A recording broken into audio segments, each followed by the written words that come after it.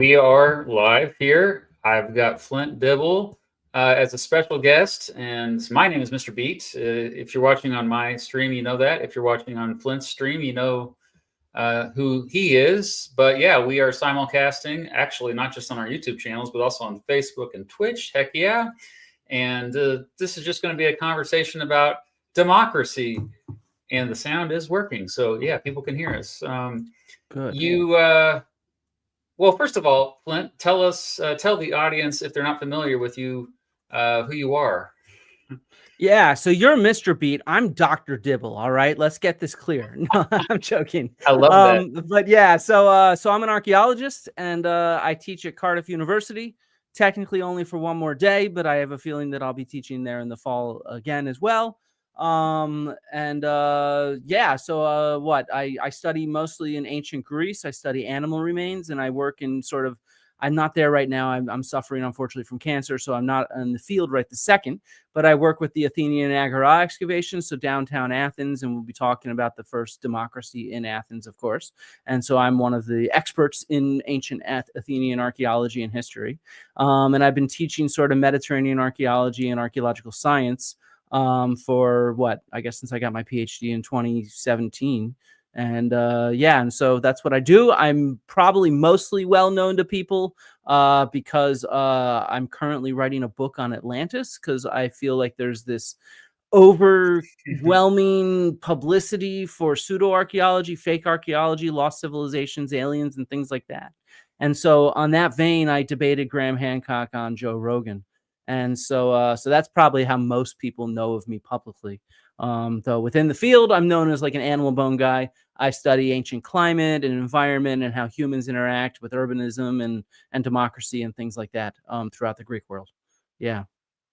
I actually heard of you before that Joe Rogan appearance. Because You're I rare. think you were in that small circle of history tubers that, we all kind of know each other. So yeah, exactly. We're on there. We're like, holy crap, is this really happening? Is this real life? Flint is on the big time with like. We were so excited, like everybody was actually tuning in, and because I had not watched Joe Rogan for a while until I tuned into that debate with Graham. And yeah, you did a really good job. I think you converted a lot of people. I've admired your work ever since. Like, I really appreciate how you are making a lot of this stuff that is complicated more digestible for your typical viewer. For those of you watching Flint's channel, by the way, I mean, I'm a schmuck, but I'm also like, I also have experience teaching in the classroom. I have a degree in history. My specialty is mostly American political history, kind of known as the president's guy. A lot of, election videos and president's videos. But that's kind of, I mean, I feel kind of bad because this is a little bit more in my comfort zone talking about democracy, but I mean, you know a lot about Athens and ancient Athens, and I think you're going to have a lot to say about this topic. So definitely, and I've taught this kind of stuff. You teach you teach Mediterranean archaeology, which is what I'll be teaching next year here at Cardiff, and I've taught it at Dartmouth College, and so I've lectured on sort of democracy and Roman republicanism and things like that. And of course, one of the things that I'm interested in, since I study sort of food and economy, is kind of egalitarianism and hierarchy and stuff like that. And that all, of course, relates as we start to think about this. But I just want to say, you've been saying a lot of kind things about me. I want to make it clear you are an inspiration for me and other people, especially moving from sort of teaching in a classroom to trying to disseminate educational materials, scholarship, historical stuff and archaeological stuff to the public. You're easily one of the top people, if not the top YouTuber in the world on that kind of thing. And so I have a huge amount of respect, and you're someone who I try to emulate as I take this leap off as well, because I think it's important. We can't just teach to people in classrooms. Look, the price of attending university is just way too fucking. Can I swear on your channel? I don't even know. I usually don't. So just okay. Try, but it's okay. I won't. Yeah. The price of attending university is way too expensive. and to keep this stuff just kind of hidden behind that barrier, that expense. And I hope that's something we can talk about is the way that wealth creates societies and democracies and stuff like that. And so, I think we need to be disseminating this stuff for free as widely as we can publicly, because we are facing kind of a spate of ignorance right now. And I feel like we need education to get out there on important topics like democracy and economics and archaeology and identity and ethnicity and whatnot. Yeah. Well, holy crap! Thanks for the kind words. I really appreciate that. That's an honor. I will say that before we get started with this, I just kind of want to go over the outline. The first thing we're going to do is we're going to try to come up with a definition of democracy that we both can agree on. So, and we'll, yeah, I know, right? We'll briefly get into the different types of democracy. That shouldn't take too long. And then we'll try to go, I would say, mostly chronologically. So you will dominate the first portion of this conversation, talking about ancient democracies and the earliest attempts at democracy. And then I will jump in, I guess, briefly mentioning something that happened in the Middle Ages to the present. No big deal. But yeah, like you mentioned egalitarianism. I mean, that's just like, I just view that as the goal of equality for everyone, right? Right. Mm-hmm. Okay. That's a good start.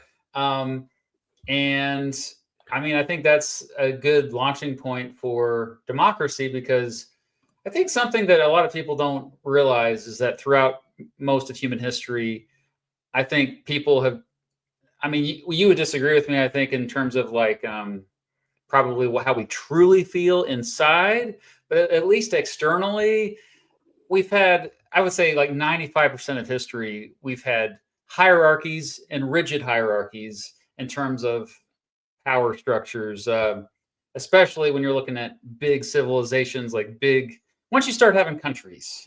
I'm not talking about, tribes and small groups of people, but yeah, let's just. Well, but this is something I want to push back on, because I think we need to be thinking about small groups of people as well. And in fact, here, do you mind if we share my screen really quickly? Already? Okay, let's do this. Already, I told you, I'm a visual guy. So, all right, if we're going to think about democracy, before we even define it, what about, like, do you need, sorry, this is Augustus, the first emperor of Rome, and this is Harmodius and Aristogeiton, who we're going to get into in a second. But most of our evidence for democracy is textual, right? That's why you're a historian. You study democracy. You have to be able to write it down. So this is my first question for you, Mr. Beat, is can we find democracy without textual evidence for it? I would assume so, yes. What do you think would be the best evidence other than written language to demonstrate democracy before writing? Yeah. Writing came, what, like 8,000? How many thousand years ago did writing come? I don't know. Just a few thousand years ago. And most of the original bits of writing were sort of receipts. Goods in, goods out, tallies of stuff, Of course, and so we don't really get sort of written histories until much later, just a few thousand years ago. Sorry, writing's been around since 2,000-3,000 BC, but we don't get sort of written histories until, say, I don't know, 2000 BC, let's say 1500 BC, even really good histories where it's eyewitness accounts and it's sort of reliable until really, 500 BC. And so 2,500 years ago, not that long ago. And so descriptions of, say, governance structures, we don't get that stuff until really about then, 500 BC or so, So like so when we say Athens is the first democracy, well, that's just because the Athenians wrote down a whole bunch of what they were doing. Yeah. They had what historians call an epigraphic habit. They like to write stuff down and in stone so that it would preserve, so that we have a bunch of their laws. And so, but what does that make them the first democracy? Can we find a democracy without text? What would you look for? Wow, what a question. You can turn the screen off if you want to have your pensive face. Yes. I suppose it kind of goes back to evidence of egalitarianism. So like how things are distributed, things that are valuable. Yeah, that's what I think a lot of scholars might be thinking about. But of course, egalitarianism isn't the same thing as democracy. Democracy is a system of governance. Hmm. Egalitarianism is more like, well, people are created and treated equally. There's some sort of equal level of rights or social status or economic status. And so, if you want to go way back into prehistory, do you mind sharing my screen again? Sure. Sorry. I guess I'll just leave the screen up while I do some stuff. Is, the first, when we go back to really early bands of people, so we're talking now tens of thousands, hundreds of thousands of years ago, to understand their social structure and how they govern themselves is really difficult. So we oftentimes use modern anthropological analogies. So scholars that go and observe modern hunter gatherers and how they govern themselves, and then we look to see if we can apply that to the past. And for many decades, scholars actually thought that early hunter-gatherer tribes were by and large egalitarian. Being a hunter-gatherer is fairly easy on your time. You sort of do some hunting, you do some gathering, but a lot of the time you have for relaxation. You're in sort of small groups of people. And so it was this romantic ideal that hunter-gatherer tribes and bands lived in these kind of egalitarian communities where everybody had a sort of equal say. We now no longer think that as a universal truth. We Hmm. recognize that small groups of people govern themselves in a wide varieties of ways. So this was kind of like the ideal, the noble savage kind of idea. And this Yeah. really persisted until just 20, 30 years ago when thinking about prehistory, deep prehistory. But we do have some archaeological evidence. So on the right is this hunter-gatherer camp in France called Pinsevent. This is published by John Enlow. And what you're looking at are different scatters of artifacts and animal bones from consumption of hunts, of hunted game around campfires. And what all these lines are is they are joins between different bones, articulations in a sense, like the elbow articulating from a deer or a reindeer or something like that. I think most of these are reindeer. And what this is good evidence for is at least this hunter-gatherer group, they shared. They shared a whole Hmm. lot. They shared their food, they shared their stone tools and their raw materials. And you could see that from mapping out very precisely these joins at the site. And so there is, at least for some hunter-gatherer groups, this concept of egalitarianism. Now, any questions? No, that's great. Okay, so when you think about settling down, though, with agriculture, you start to get a sense of space. Does this equal ownership? Do we start seeing the development of hierarchy? So when I say a sense of space, what we're looking at here is the site of Sesklo in Greece. And you notice it's on a hill? Hmm. That's not a hill. This is what's It's a called a mound. tell. Yeah, it's a mound. This place was occupied for thousands of years. For like 3,000 years, people were living in this one small spot, building houses over the ruins of earlier houses to the Hmm. point where it eventually became a hill, and a tell, a mound. And so this is another one. This is Dominion. You can sort of see how it sticks up out of the plains in central Greece, and that's just because of people and their detritus and their trash slowly building up over time. And Wow. what we can start to see is this change from sharing to hoarding, which is what my former professor Paul Halstead, he's recently retired, put it for the Neolithic period, particularly in the Greek world, where you can look at where sort of storage areas are and where cooking areas are. And in earlier phases of this Neolithic, this agricultural period, they're in communal spaces. People were still cooking together. You could think about a traditional village oven that everybody kind of shares. And then as a few thousand years go by, slowly they start building walls around stuff and they start walling off kitchens, and we get more of a sense of private space. And also, as time goes on, a difference in the size of buildings where you have more monumental structures next to less monumental structures, maybe a hoarding of wealth. And so you get this sense of sort of private ownership of property and sort of defining these sort of rigid barriers, and maybe the eventual development of a more permanent sort of hierarchy rather than a more fluid, flexible one that you could imagine hunter-gatherers might have had. And this has really been challenged. This development of hierarchy over time has really been challenged. I don't know if you read this book, The Dawn of Everything by David Graeber and David Wengrow. I know Graeber. Well, I haven't read this book though. Okay. And so they try to challenge some of these ideas that the history of civilization, which is a really stupid term. No scholars call it that, but that the development of societies over time went from not just sort of less complex to more complex, but it went from less hierarchical, more egalitarian, to more hierarchical. And they point to several large cities that are very early on, say 5,000 years ago in Ukraine. They're called mega sites, and they would have had maybe 10,000 people living in them, and where all the houses are the exact same size. And there's no real evidence of hierarchy within it. Or, for example, in the Sumerian and Assyrian areas, so in Mesopotamia, before we see clear evidence of kingship, we first see evidence of sort of these assemblies, these councils that govern the cities. And they actually call this that there were small kingdoms in the hinterlands, but the cities were actually potentially ruled more by an assembly of sorts. And our textual sources for this come a little later, where we have these letters written by kings to each other oftentimes, or to governors and things like that. And in them, they sometimes mention these urban assemblies, these ukin, as they'd be called in Sumerian. And so we do know that there were sort of these assemblies that existed very early in prehistory. We don't know how they operated, but we know that they were there, and we can see even in settled large settlements evidence for egalitarianism in some circumstances. Is this democracy, though? Somewhat. I mean, we can't really definitively say anything, though, can we, without evidence of people voting?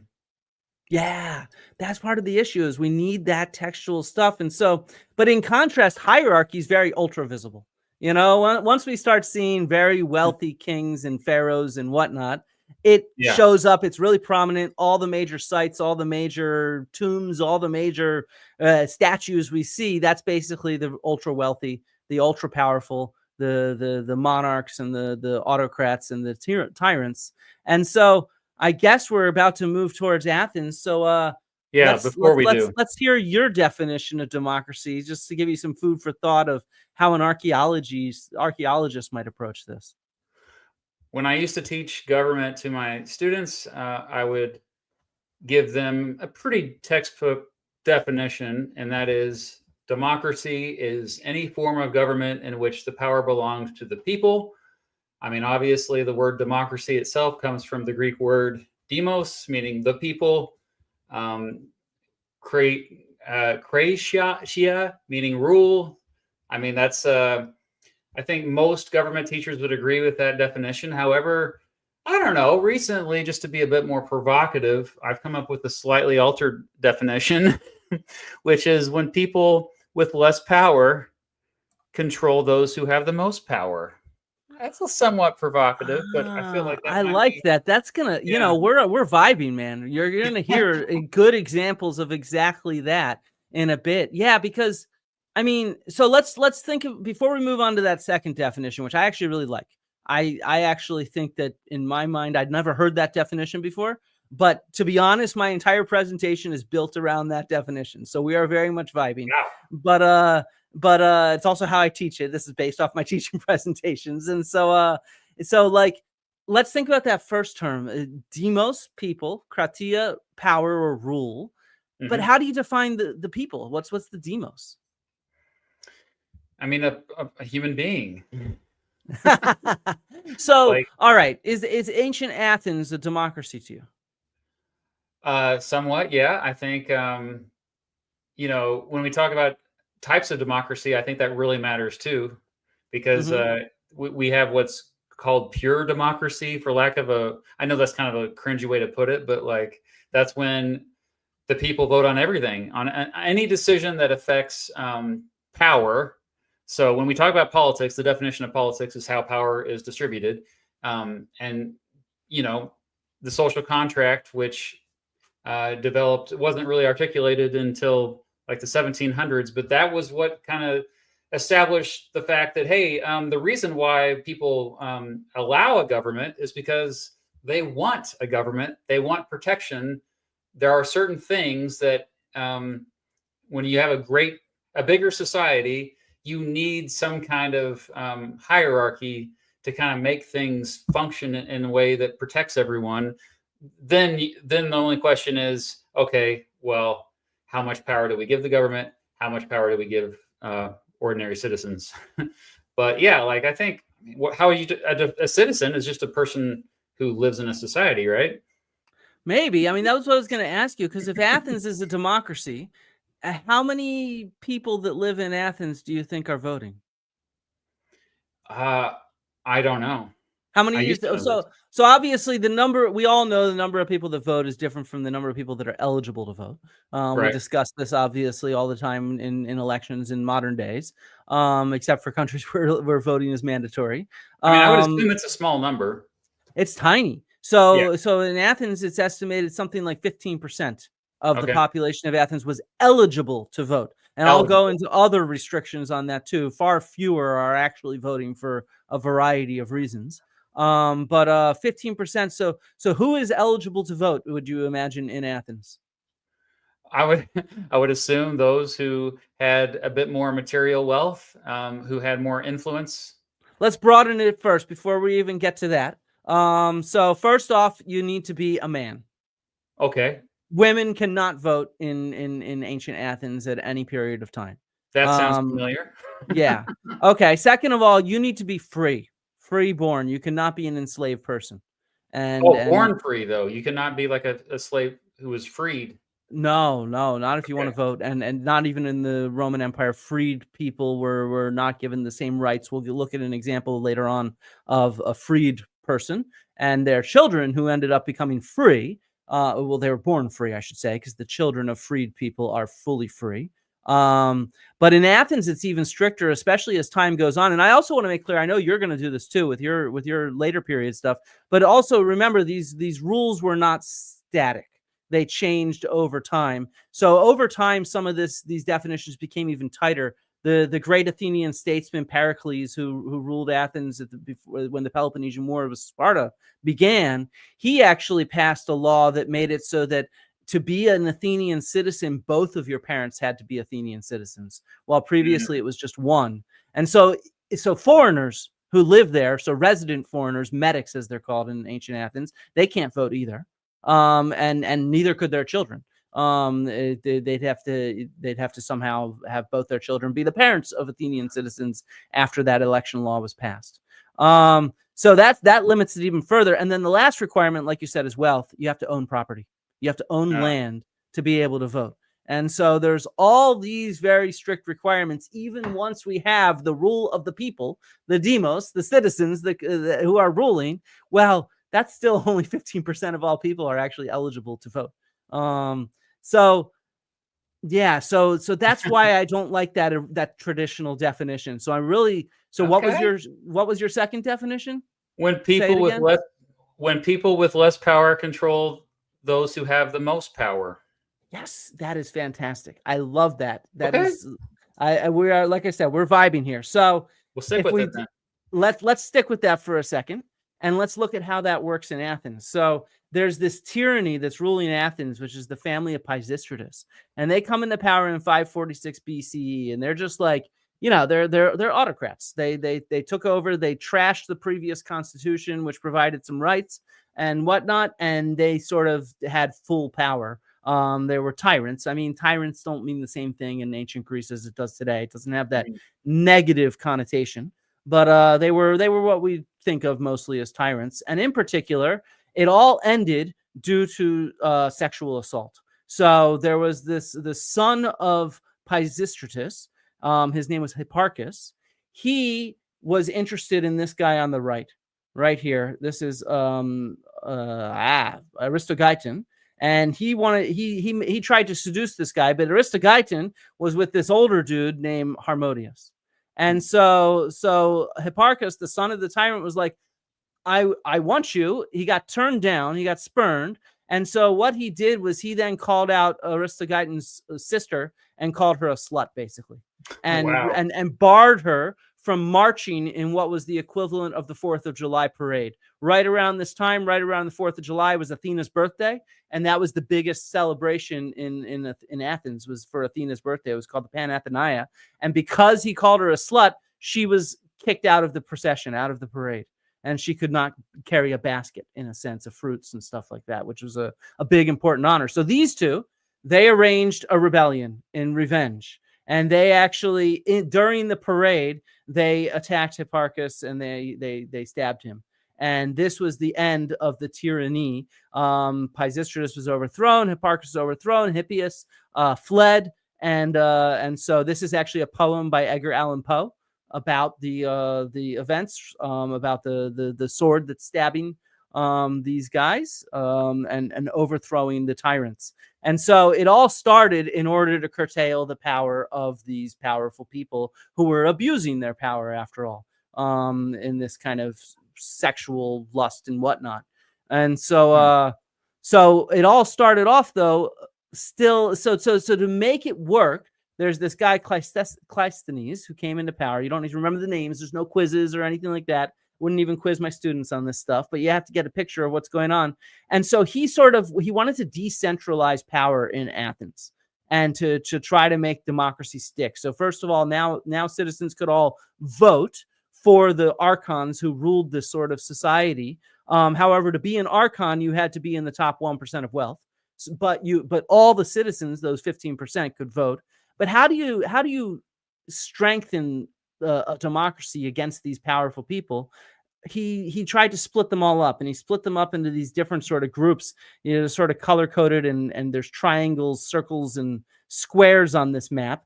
And this was him splitting them up so that different regions had to be split up into different tribes.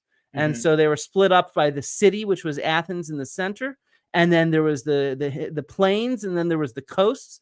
And they were all then divided into 10 different tribes. And that's how everybody gathered to vote, so that there could be no regional power bases, if you will. And so that was the first step to kind of limit power, was to split up these regional blocks. But as time went on, what were you going to say? Centralization it's perfect. Yeah, exactly. But as time went on, there's still all these threats. So, these reforms come in. It's still only the 1% that can actually run for office. So you have to be really wealthy in the top economic class to run for office. Though, like I said, everybody could, all the citizens could vote. But it was after the Persians invaded in 490 BC and they fought at the Battle of Marathon. Well, Pisistratus' son, Hippias, he fled. He joined the Persians and he gave them all kinds of intel, in a sense, on the Athenians. And so the Athenians, after they beat off the Persians at Marathon, they still disliked tyrants and they wanted to do even more. So they introduced a range of different things, specifically ostracism. So what this let them do was it let them vote out one of these really wealthy dudes. If the majority of people did not like them. Not the majority. You needed to have a quorum, in a sense. So you needed to have a quorum of enough people there and enough votes cast. And if enough votes were cast, then somebody was kicked out. I forget how many thousand it was. Several thousands, though. And so we have all these sherds. So the etymology, we're talking about democracy means rule of the people. Do you know what ostraca means? I mean, ostraca, like basically talk trash about? I don't know. No, it means potsherd.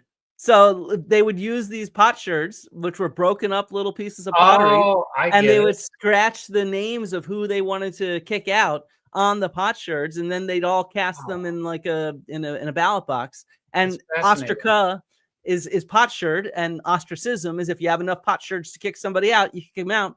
And this was actually a whole industry. So if we zoom in on some of these, you can see this is, for example, all for Themistocles, which was the famous general of Athens who helped defeat the Persians. Notice that a lot of them are written in the same handwriting in the exact same way. So people beforehand would mass produce the potsherds for who they wanted to get to, who they wanted to have ostracized, and then they try to hand them out. Yeah. And we have like hundreds of them that were been excavated in the Agora in downtown Athens, all in the same handwriting. So it's the same dude scratching them all out, mass producing them, and then they're trying to pass them out to get enough people to take them. Like, you don't like Themistocles? Don't worry, here's a sherd. You can cast this sherd to make it easy for people. Kind of like buses to the polls today, let's say. Or in the 1800s, how the ballots were filled out already. Yeah, exactly. Or even today you get those fake ballots which are like vote this way, and they show you how to vote. Yeah, exactly. Same kind of thing. Yeah. And so So, but still with time, this was not enough. They wanted more checks on the powerful. So in 461, this guy Ephialtes came to power, and he basically completely reformed the democracy so that now anybody could run for office. And those archons, that really powerful assembly, the archons met in this rock. It's called the Areopagus, the rock of Ares or Mars. And so they met there. They still stuck around, but they didn't do as much anymore. And so now with Ephialtes, it becomes sort of the rule of the people in a more clear way. And this is a photo of the main area where the people of Athens would gather. It's a really big area. It's called the Pnyx, and it's where the assembly would gather. So you could hold thousands of people. In the center is kind of a speaker's platform where the bema it's called, where somebody could go and give a speech. So you can imagine like Pericles giving his speeches from there. And everybody could vote and vote directly on particularly important matters of state. And so that's the kind of the assembly. And this is what we oftentimes think of as direct democracy in Athens, where everybody could vote. This is where they'd have to get to vote. And it was only for really big decisions where everybody would vote. Like, should we go to war? Should we do something major? For smaller decisions, here's a nice little, it's right up above the Agoras, kind of this area down here. And how many people would actually attend these typically? That's a good question. Well, it's limited because you have to be able to get there. Which means if you're a farmer working over a day's walk away from downtown Athens, you're probably not going in there to vote all the time. So probably something like 20% of Athenians lived in the city. Maybe another 20% within, a few hours, 6 hours walk, which would make it relatively easy. But then everybody else is pretty far away. So in this sense, it really does self-select for those with the leisure time to be able to go and show up, unless it's something that's super, super important. Plus, it would take a whole day, right? Yeah, you'd have to hear all the speeches, all this kind of stuff. You got to get in and out. You got to, it's a full amount of time to go do that. And so there was another sort of institution, let's say. This is what we could say is akin to like the Senate, if you want to call it that, or the House of Representatives. It was the city council. And so there were 500 members of the city council, and these people were not elected. They were selected randomly by lot from all of the citizens. So, next year you could be a boules, a senator, if you were randomly selected, if your name was called in a sense randomly. And they sort of come from those tribes that we mentioned earlier that were defined by Cleisthenes. So each tribe got 50 people selected, and they were in charge of selecting their 50 people by lot. And then because, of course, you could imagine you're a farmer, you're selected to be a senator now. Are you going to want to do that? No, because you'll lose money, just like jury duty. Yeah, you got to you have to do your job. So they had two systems. One, you get paid for doing it. So you actually made enough money to hopefully make up for the loss of income. That's Two, good. To be honest, you only really had to be on call 1 month of the year. So each of these different tribes that had 10 months, they were on call for 1 month of the year where they lived and they dined in this building here called the Tholos. And they'd be on call for important decisions, those 50 people. And it would only be for something special where you'd need to convene all 500. And so and you got your free food when you were it was your month to serve in person in DC, let's say. You got free food, you got free accommodations, as well as the pay that you got. And you were sort of on call all the time to deal with matters of state. And these were, again, people just selected completely randomly by lot. So that's kind of how it was governed. The boules did most of the day-to-day stuff. The really important decisions went to the assembly, where everybody could show up to vote if you were a voting citizen. And yeah, that's kind of how it was run. And of course, to make sure everybody was informed, like I said, the Athenians had this epigraphic habit. They had this monument of the eponymous heroes where the 10 different heroes of the 10 different tribes were set up. And it was here that all the inscriptions of every single law that was passed were set up. And so this was sort of the notice board for the democracy, so that people could see what was going on, how it was happening, who was deciding what, and what was going on, so that it was all posted publicly. And there were a bunch of different ways that they tried to make democracy more fair over time. There was kind of standardization. We just looked through transparency by putting up those stone inscriptions of every law that was passed. But also standards were sort of decided upon, weights and measures of various things. These are official public standards, so that in the marketplace, they knew how much a certain weight was or how much a certain amount was, that kind of stuff, volumes, as well as making sure to pay people. They paid the jury people for jury duty. They paid the council people. They wanted to pay people so that, and later on, they even paid the assembly people to show up to go and vote. And so this over time, more and more payments came about. And in many ways, the engine of democracy was the Navy. So you served in the Navy, and that's how you got your payment. And then that's what made you part of the urban mass that could vote and whatnot, as well as various things they'd use to make sure that, say, during a trial or during a speech, you had a set amount of time. This is what's called a clepsydra. It's a water clock. You fill it up. You could speak until it's empty, and so that's how long you had to speak. And so this is how they solve these kind of problems. This is a lot machine, by the way. So all the lots will be put inside here, and then you draw it out at random with the names on it. How ingenious is that? That's crazy. I've never seen that before. This is why I brought slides, right? This is the archaeology of democracy in a sense. And we wouldn't know what this stuff is if we didn't have the writing, though. Right? Yes. Without the writing, we'd be like, what is this? You know? What do you stick in there? Yeah, exactly. What do you stick in there? What is this thing with? Maybe this is how they communicated with the aliens, man. This is the Atlantis device. Of course, it's always aliens. Yes.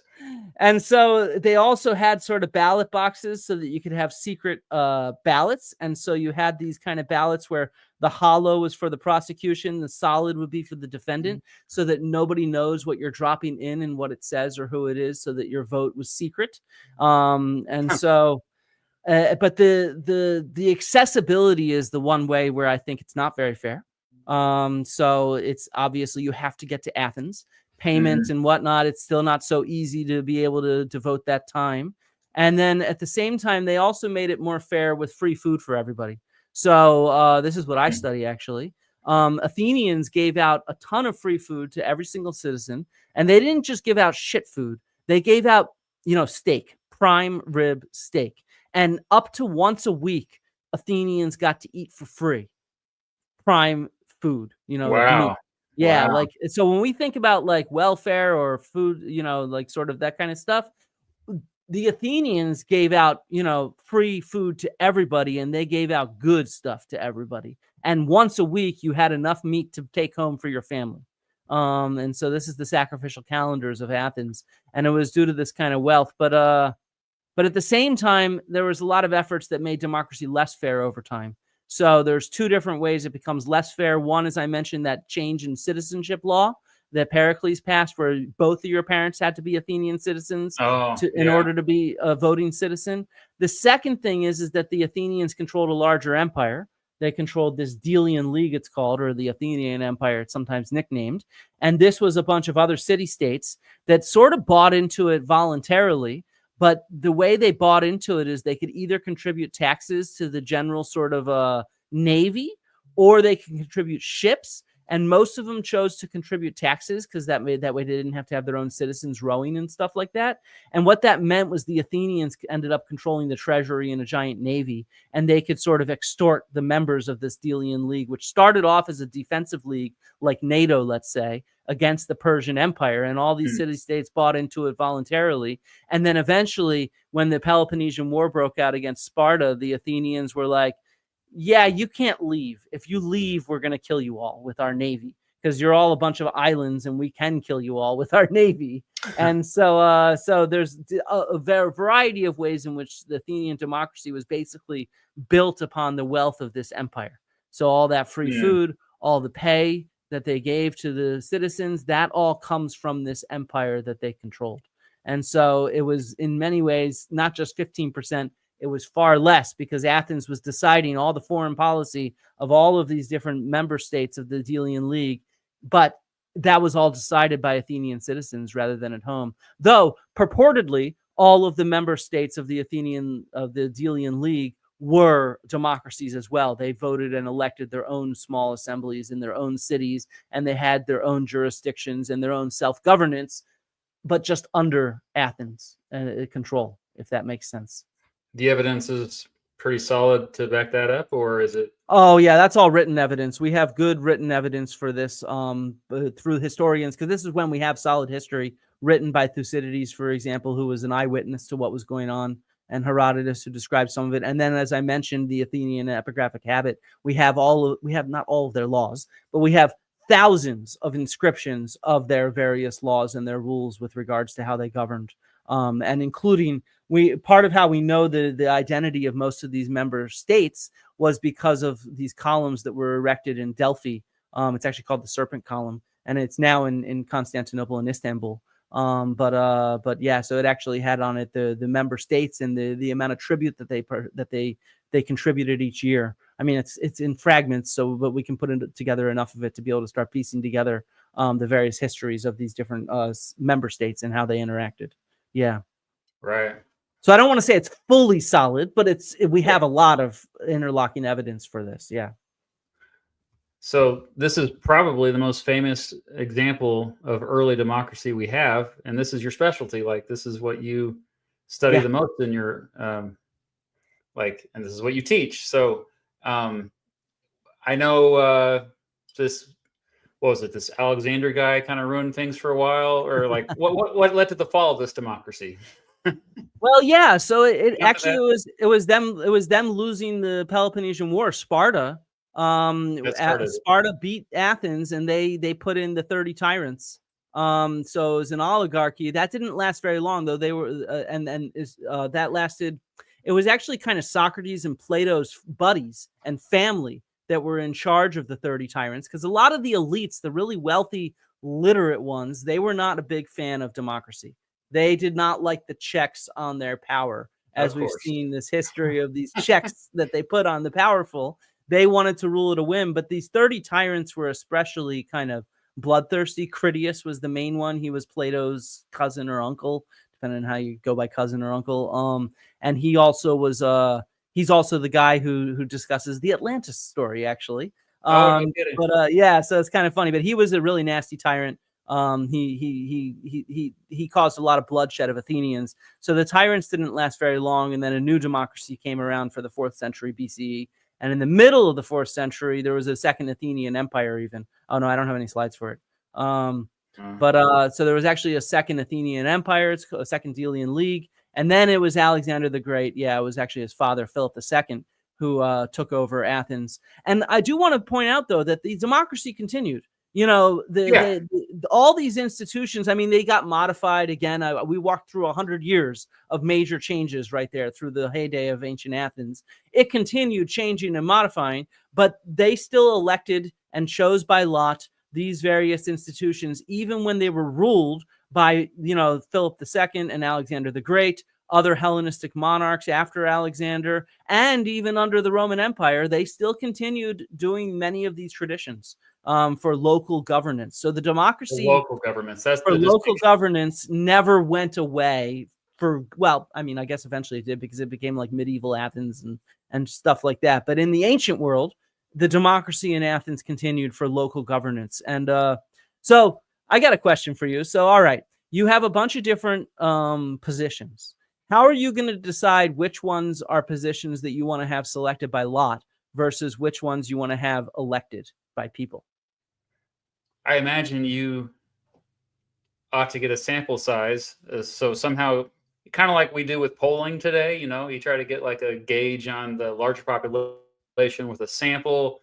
And if it's something that people are clearly wanting to do in that sample, then okay, let's bring a broader group in here for voting. I don't know. Yeah, that's a very modern way to do this, where you're thinking statistically and you're trying to get a touch point on what the people think. No. So what it was it had to do with kind of what the position was. If it was a position that was absolutely necessary, where you need somebody who knows what the fuck they're doing, then that's an election.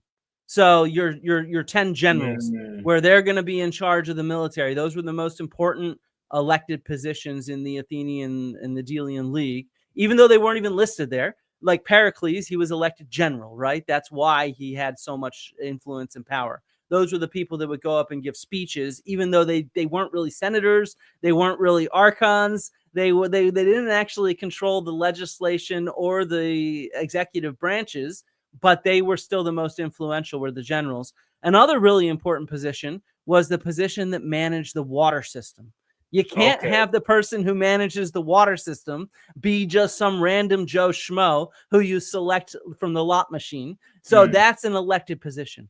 But on the other hand, positions where you might have a larger group, like we saw the 500 counselors, well, then that can be done by lot, because you can hope that the buffoons are measured out by the less buffoonish, right? That are selected randomly.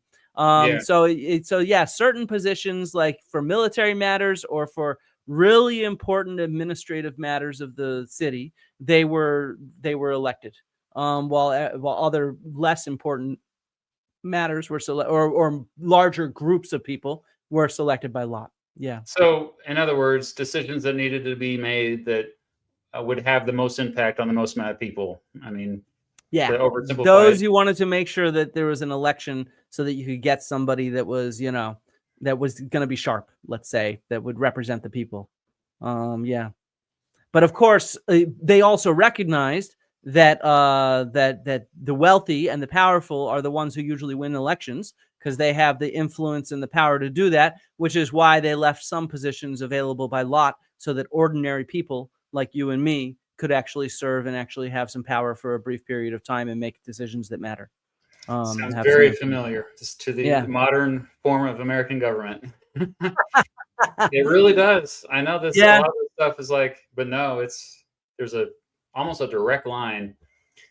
There is, in a way, because the founders were definitely influenced by it. So we had a blend of direct democracy, or which is basically people directly voting on laws, but also, I would say, representative democracy, where people are voting for people to vote on their behalf or to make decisions on their behalf.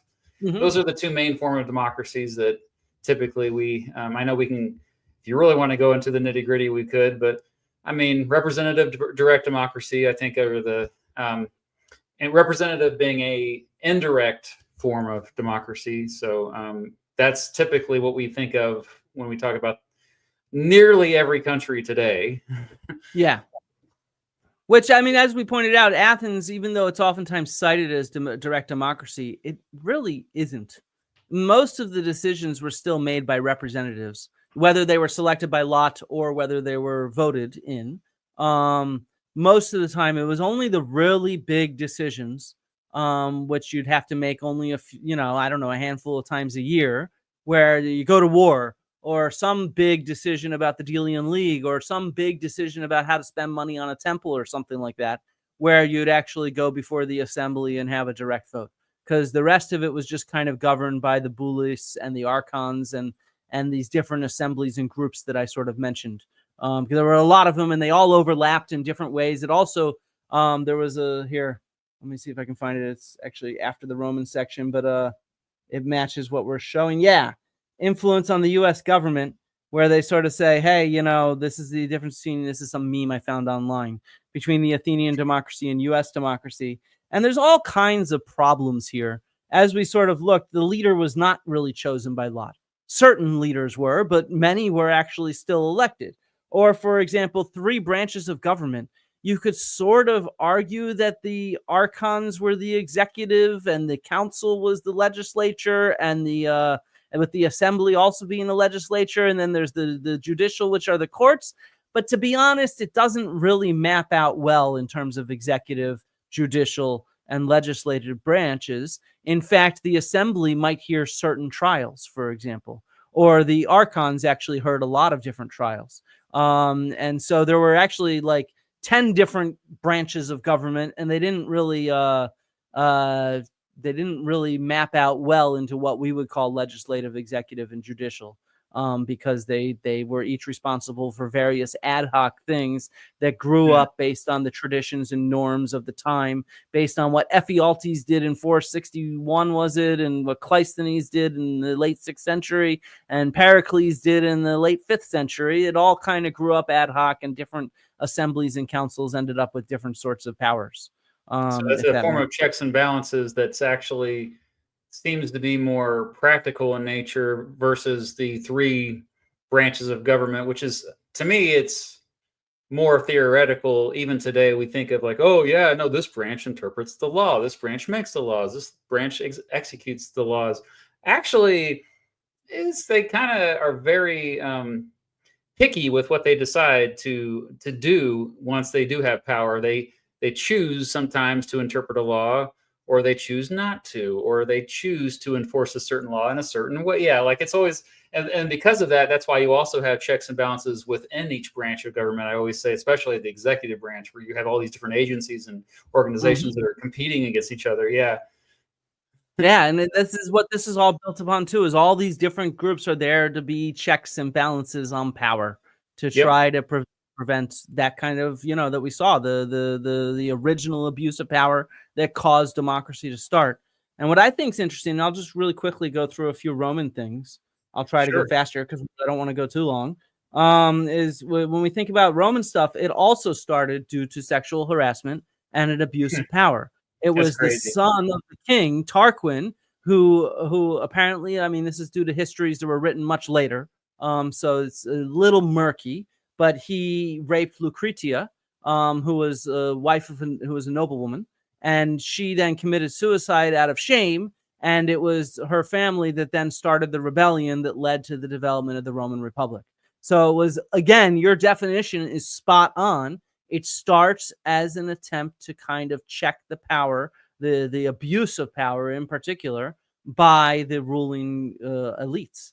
And so, this, by the way, the ruling elites, by the way, they built some of the most important stuff in Rome before the Republic started. So this is like one of the greats for the sewers. The Roman sewers were built by the kings. The Roman walls were built by the kings. The major temples built by the kings.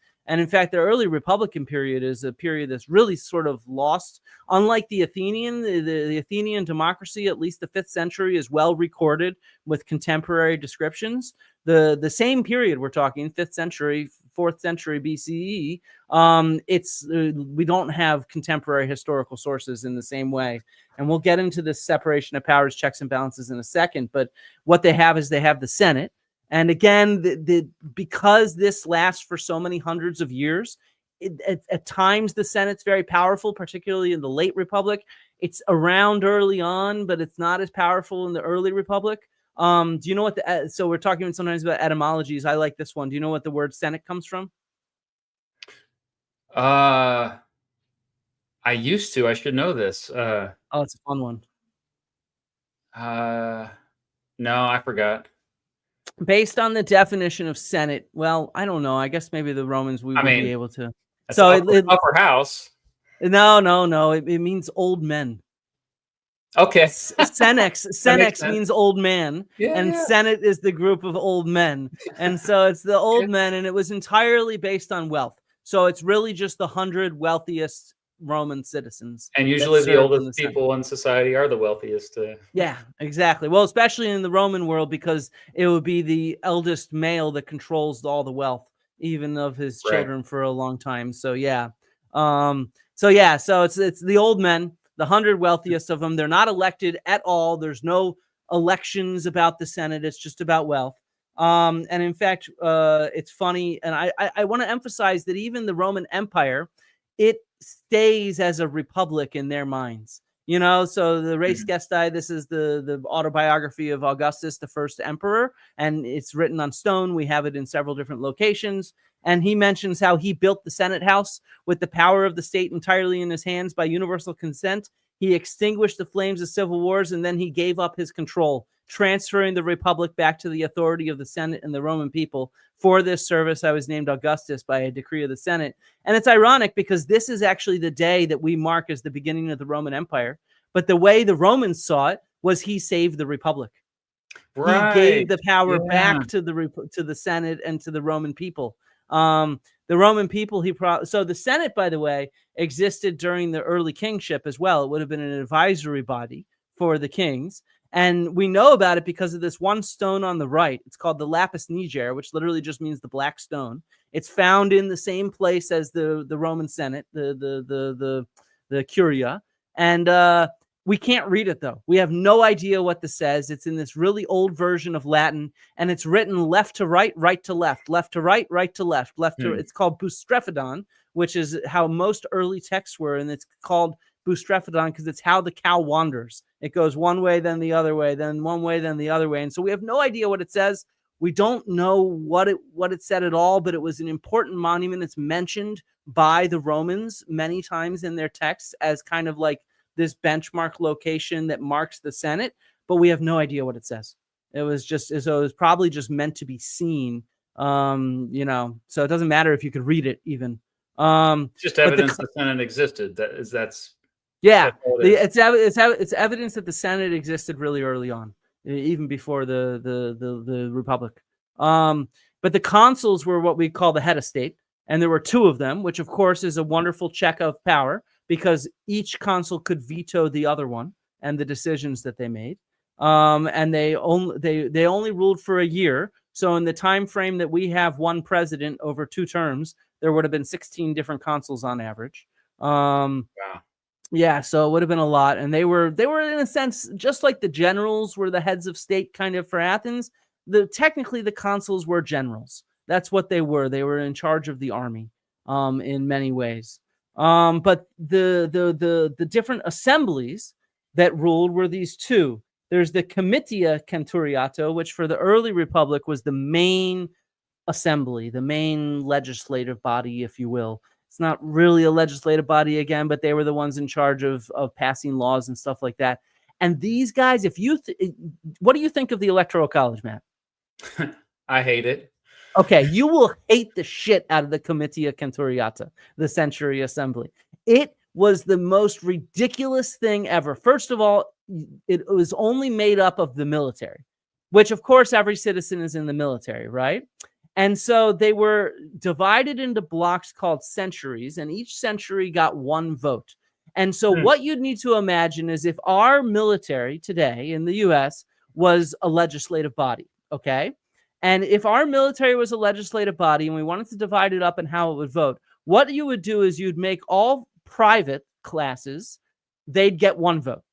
All sergeants would get 1 vote. All lieutenants would get 1 vote. All 1-star generals would get a vote. All 2-star generals would get a vote. All 3-star generals, all the privates would vote together based on the 1 vote that privates get.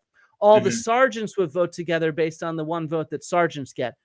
So on and so forth. But the 3-star generals, the only 10 of them that exist, they'd all together get 1 vote. The 2-star generals would together get a vote. And the way they would do this is like on election night in the US, is they do it in an order, and it started at the highest rank. So the 3-star generals would say how they're voting first, then the 2-star generals, then the 1-star generals. And if you have a majority of your centuries, they don't even need to do the last votes. Most of the time it wouldn't even get to the privates. They wouldn't even have a chance to vote because the decision would have already been made by those with more rank than them. And so this is really democratic, isn't it? Very Republican, if you will. Well, okay, you keep saying republic. We know that the Roman Republic existed for many years, but how would you define republic? Because maybe we need to make sure that's clear before we move on. I mean, so the way it's traditionally defined is, democracy is direct democracy. The Athenian citizens get to vote, while this is more representative. But if you notice here, almost none of these representatives are actually voted for. Yeah. So that's why, unlike the archons, which we mentioned, who were voted for, or the boules, the council people in Athens who were chosen randomly, these were just military ranks. And then it was this assembly that was divided into how different ranks would vote that would elect the consuls, the praetors, the censors, the most important officials in Rome.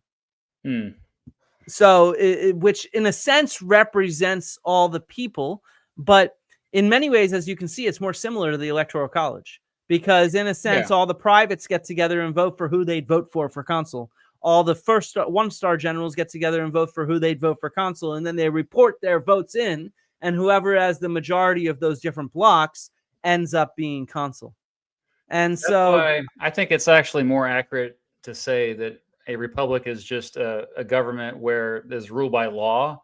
Like, and representative democracy is often the way you get there, but that can be in various forms. Like, you could have barely a representative democracy like they had in this situation here at this moment in the Roman Republic, or you could have, a representative democracy that's parliamentarian, like in the modern form, where everybody does have more of a voice. And it is like you can have a giant assembly of thousands of members versus but yeah, rule by law. And I actually go back and forth because I know that representative democracy and republic are often used interchangeably. So it's see, I have an issue with rule by law. This time I'm not going to agree with you because stuff like a monarchy could still be rule by law, a constitutional monarchy, for example. And so, or different forms of oligarchy, which probably this should be defined as anyway, is more of an oligarchy, at least practically speaking, because, as we said, the most powerful branch, especially in the late Republic, is the Senate. They're not elected at all. And there's, they're the ones that do most of the day-to-day governing. But of course, as we mentioned, with time, there's more and more checks put on the powerful. And in Rome, that happens with this bottom assembly, the Comitia Tributa, which also includes the plebeian council. So, the patricians, which are the wealthy families with status. They don't always have wealth, though. Like Julius Caesar for a while was quite poor until he raided Gaul and took all the wealth from there. He was mostly in debt. So it had to do with status. Like certain families were patricians, nobles, while the plebes were everybody else. But plebes could be very wealthy as well. So over time, actually fairly early on in the Republic, there was a kind of revolt. It was called the secession of the plebes. And one of the concessions that they got, because they went to this one hill in Rome, the Aventine, and they sort of said, we're not going to participate in government because we keep passing laws and they only apply to plebeians. They don't apply to patricians, and we're not getting anything through. So eventually what they were given was several different concessions, and these concessions increased over time. But one of them was veto power. So eventually the head tribune, it was called the tribunician veto, they could veto anything passed by anything else. So just like as I mentioned, a consul could veto its other consul, the tribune could veto anything passed by the Comitia Centuriata, anything passed by the Senate, anything decided upon by the consuls. So they became quite powerful as a major check where they could have a unilateral veto on the functioning of the government, which of course was very powerful. And this is actually what made the empire become the empires, because this ended up resting in the emperor himself. He became the tribune of the plebes in a sense. Was the power that Augustus gave to himself, or the rest of these bodies gave to Augustus, really.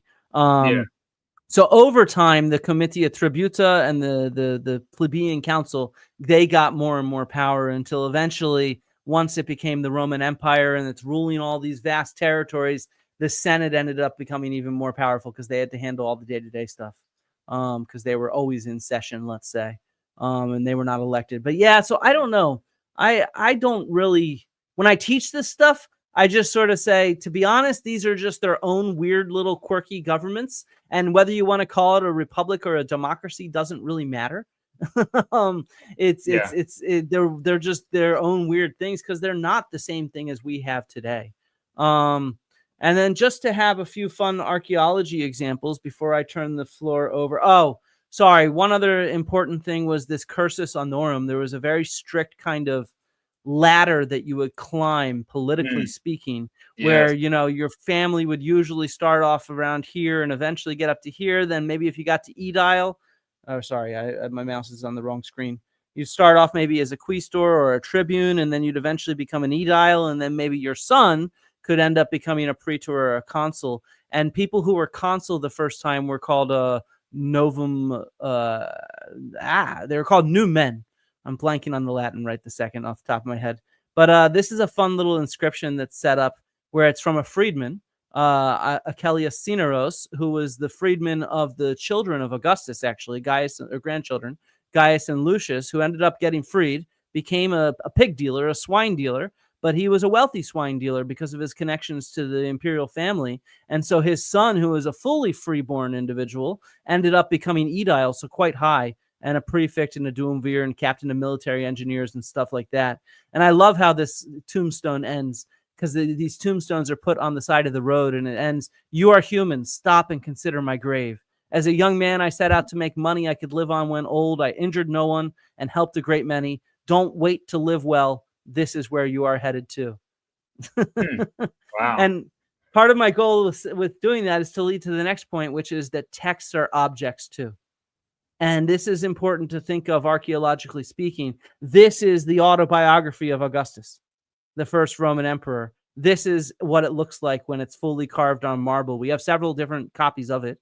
It was posted across the Roman Empire. I think the most complete version is actually from modern Turkey. But it's huge. And so even if you don't stop and read it all, you have the sense of the great divine deeds of the deified Augustus, like his great deeds. That's what it's called, the great deeds. He just kisses his own ass.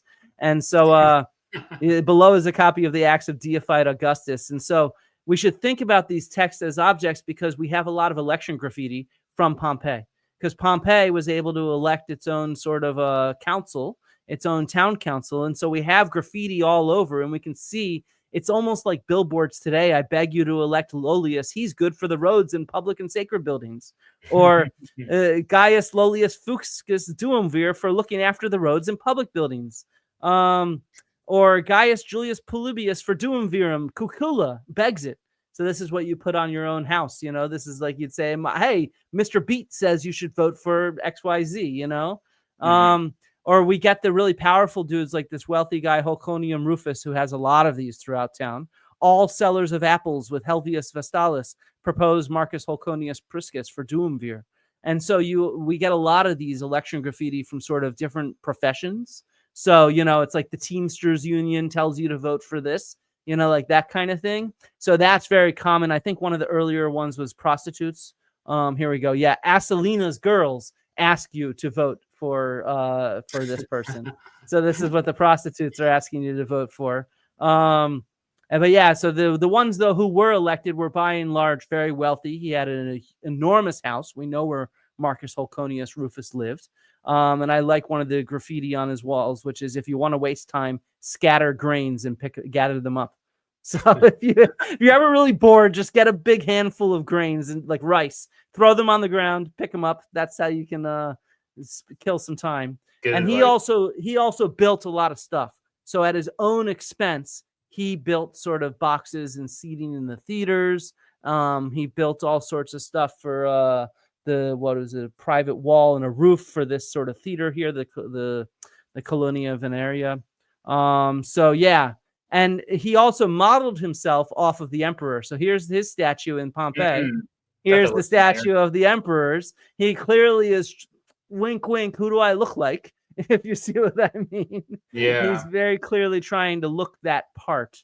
But yeah, and so we actually, not me, but the graffiti project in Pompeii maps out kind of where election notices are on the streets and stuff like that. And you can see them cluster along the main avenues. So the ones that get a lot of people walking down them, these are the two, the Stabian Street and the Abundanza, the Abo as it's sometimes called.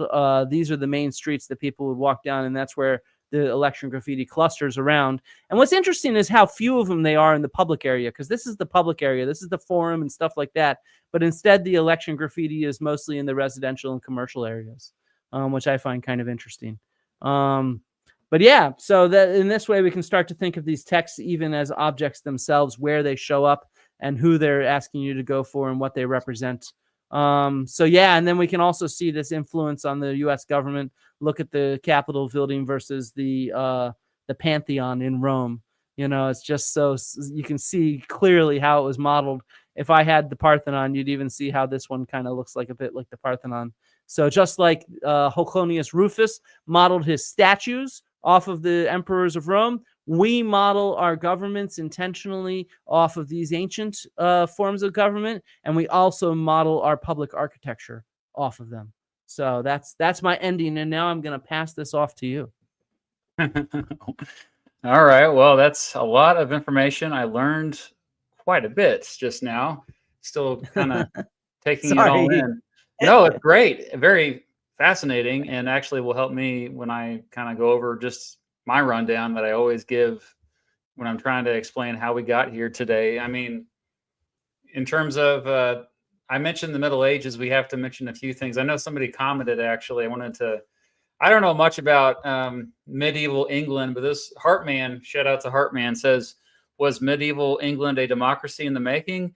I get the impression that it was. Also, I think that the Hittites might deserve a mention. Yeah. Do you know anything about them?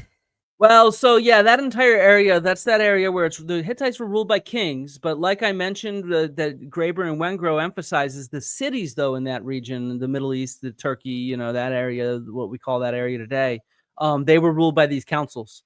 And so in that sense, a lot of those early societies, the Hittites, the Assyrians and whatnot, they had urban councils. So was that a democracy or not? We don't know how they were run. We just have the letters from kings to each other mentioning them. So we don't know anything about whether they were elected, whether they were selected, whether it was based on wealth. We have no idea. So it could be all of the above, as we've seen. We've seen examples of all of these. So it could be some of them were selected randomly by lot. Some of the positions were elected, and some of them were decided based on your wealth and your status. Yeah. Yeah. Oh, okay. You know more than I do about that. Obviously, the most famous, I would say, medieval document that was influential in democracy, I mean, arguably, was the Magna Carta, which apparently it's not the only charter of its kind. There were others, but in terms of what we know about, it's been studied a lot. Like 1215 was when it was signed, but it was a Charter of Rights agreed to by King John of England. It was notable as something that limited the power of the king. The aristocrats that of the time were not happy with him, and this was like seen as a big step in limiting the king's power for the first time, and it kind of led a chain of events into motion in the coming centuries that would limit the king's power more and more and more and more. I mean, I know we had a Cyvlog wanted to ask, I don't know, have you been to where the Magna Carta was signed? Have you? No, I've not. I don't even know where it was signed. I have not Where either. was it signed? I don't know. My wife in Runnymede near Windsor. Mrs. Beat she's a direct descendant of one of the signers of the Magna Carta, though. So that's pretty cool. That's cool. But where's it at? In Windsor, at Runnymede. Oh, yeah. Yeah. Runnymede, yeah, that's where it was signed.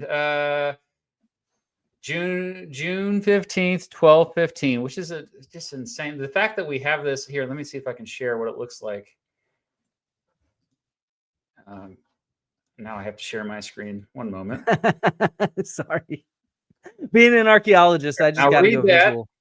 Oh, yeah. This is like reading ancient Greek. But man, there it is in all its glory. Now, I bring it up. I don't know much about this period of time, but more of my expertise comes around the 1780s when we have, for lack of a better description, the founding fathers or the framers, these dudes who first came up with the government of the early United States. And they were influenced by this, but they weren't just influenced by this. Obviously, they were influenced by a lot of things. And so I got to mention the Mayflower Compact as well. That is something that the Puritans agreed to when they first arrived to establish a colony. When they came from England in 1620, they before they even began building anything, they had these somewhat democratic rules, although they established a theocracy where there was no separation of their religious beliefs and government. There was also, and I saw some people in the chat already mentioning this, so shout out to all of you for mentioning the Great Law of Peace that was set up by the Iroquois Confederacy, was definitely democratic in nature. Are you familiar with the Great Law of Peace? No, not intimately at all. I mean, I've heard of it, but yeah. Yeah, the Great Law of Peace is. I mean, it. I don't think because obviously written record is sparse with it, but with the Iroquois Confederacy, it was something that had been long established, going back hundreds of years. But it was something that delegated some certain powers to the citizens of society. So there were certain big decisions that had to be made. War, you mentioned war, like when ancient Greece, like if they wanted to go to war, like there was, my understanding was they actually expanded it to more than just like the elders. The elders still took the lead, the ones who had been around, but especially the fact that when we think about the Iroquois, I mean, it was less hierarchical than I would say many European countries were. And so I think that definitely had an influence on the founding fathers. So all of those things, the Enlightenment, of course, these Enlightenment thinkers like John Locke, Rousseau, Montesquieu, the ideas such as the right to own property.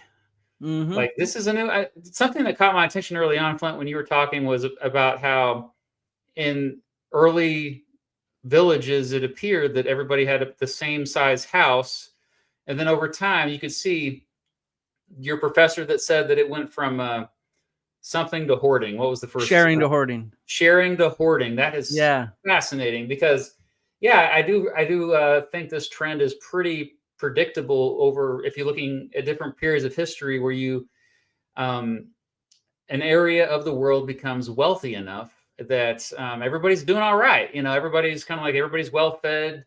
They don't have to worry constantly about invaders. And then, they're just kind of sitting on, they're sedentary for the first time. They're not going around chasing the big game. And they're like, oh, yeah, I like this stuff. I want more of it, Uh-huh.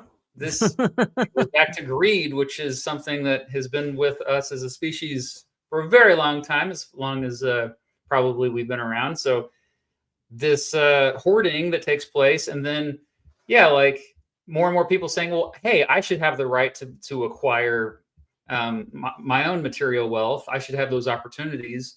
This is something most of the founding fathers agreed, like, yes, this should be a right to, and they, whether you call it pursuit of happiness, which, what does that mean? Or oftentimes more pragmatically, realistically, that meant, okay, the right to obtain material wealth. Usually that translated to property, to real estate. And there was plenty of it in those early days. A lot of times it was stolen from Native Americans, but I digress. So all of these ideas. So in terms of equality, that was one that they were a little bit iffy about. I would say most of the founding fathers were not big on equality. I would say some of them were, like, you had kind of more left-leaning folks like Thomas Jefferson, who was like, I think that hierarchies aren't really that good, even though he was someone himself who was extremely privileged and owned hundreds of slaves. Also, one of the first archaeologists. One of the first archaeologists. Yeah, he excavated an indigenous mound on his property, proving that, by the way, it was not mound people that built it, but it was actually indigenous people that built it. That is amazing. He did a nice cross section through it, looked through the stratigraphy, and he proved that those mounds were actually burial mounds for local indigenous people, rather than some of the thoughts that were very popular in the early late 18th, early 19th century, that it was basically like an Atlantis group of mound builders. In fact, Andrew Jackson dispossessed Native Americans and justified it in an act of Congress because the mound builders were white people that the indigenous had murdered. And so, but Thomas Jefferson actually excavated that and proved that it was indigenous people. Yeah, that's crazy. So I'm going to Thomas Jefferson's house here in a couple of weeks. Actually, I'm going to Monticello. I'm doing a video about Thomas Jefferson. Been reading. Get some photos for me of that excavation stuff, because that's on display, I'm sure. Yeah, I had no idea about that. That's really cool. Let me go ahead and put the founding fathers on the screen here, just a few, so we can not just stare at our faces. So this is the famous painting that shows them signing the Declaration of Independence. So this is 1776. A lot of people don't realize Thomas Jefferson was not even around during a big chunk of the 1780s because he was in France. And same with John Adams. He was out of the country as well. But you had this first constitution that was established by the Continental Congress called the Articles of Confederation. And what it did was basically just it set up 13 separate governments that were quite independent and a very weak centralized government that was supposed to kind of run the entire country. And it did a pretty bad job of that.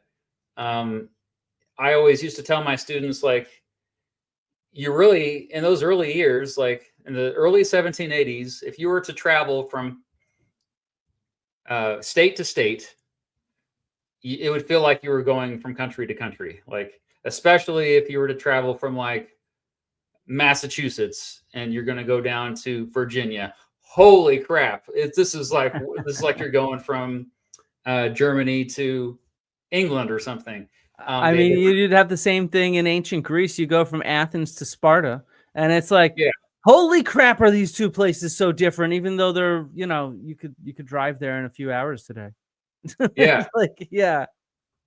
So different cultures, different currencies, different rules. But weirdly, I think you still had a lot of New Englanders and Southerners that got along based on that shared hatred of Great Britain. And so that was the Revolution, of course, united them on that one thing.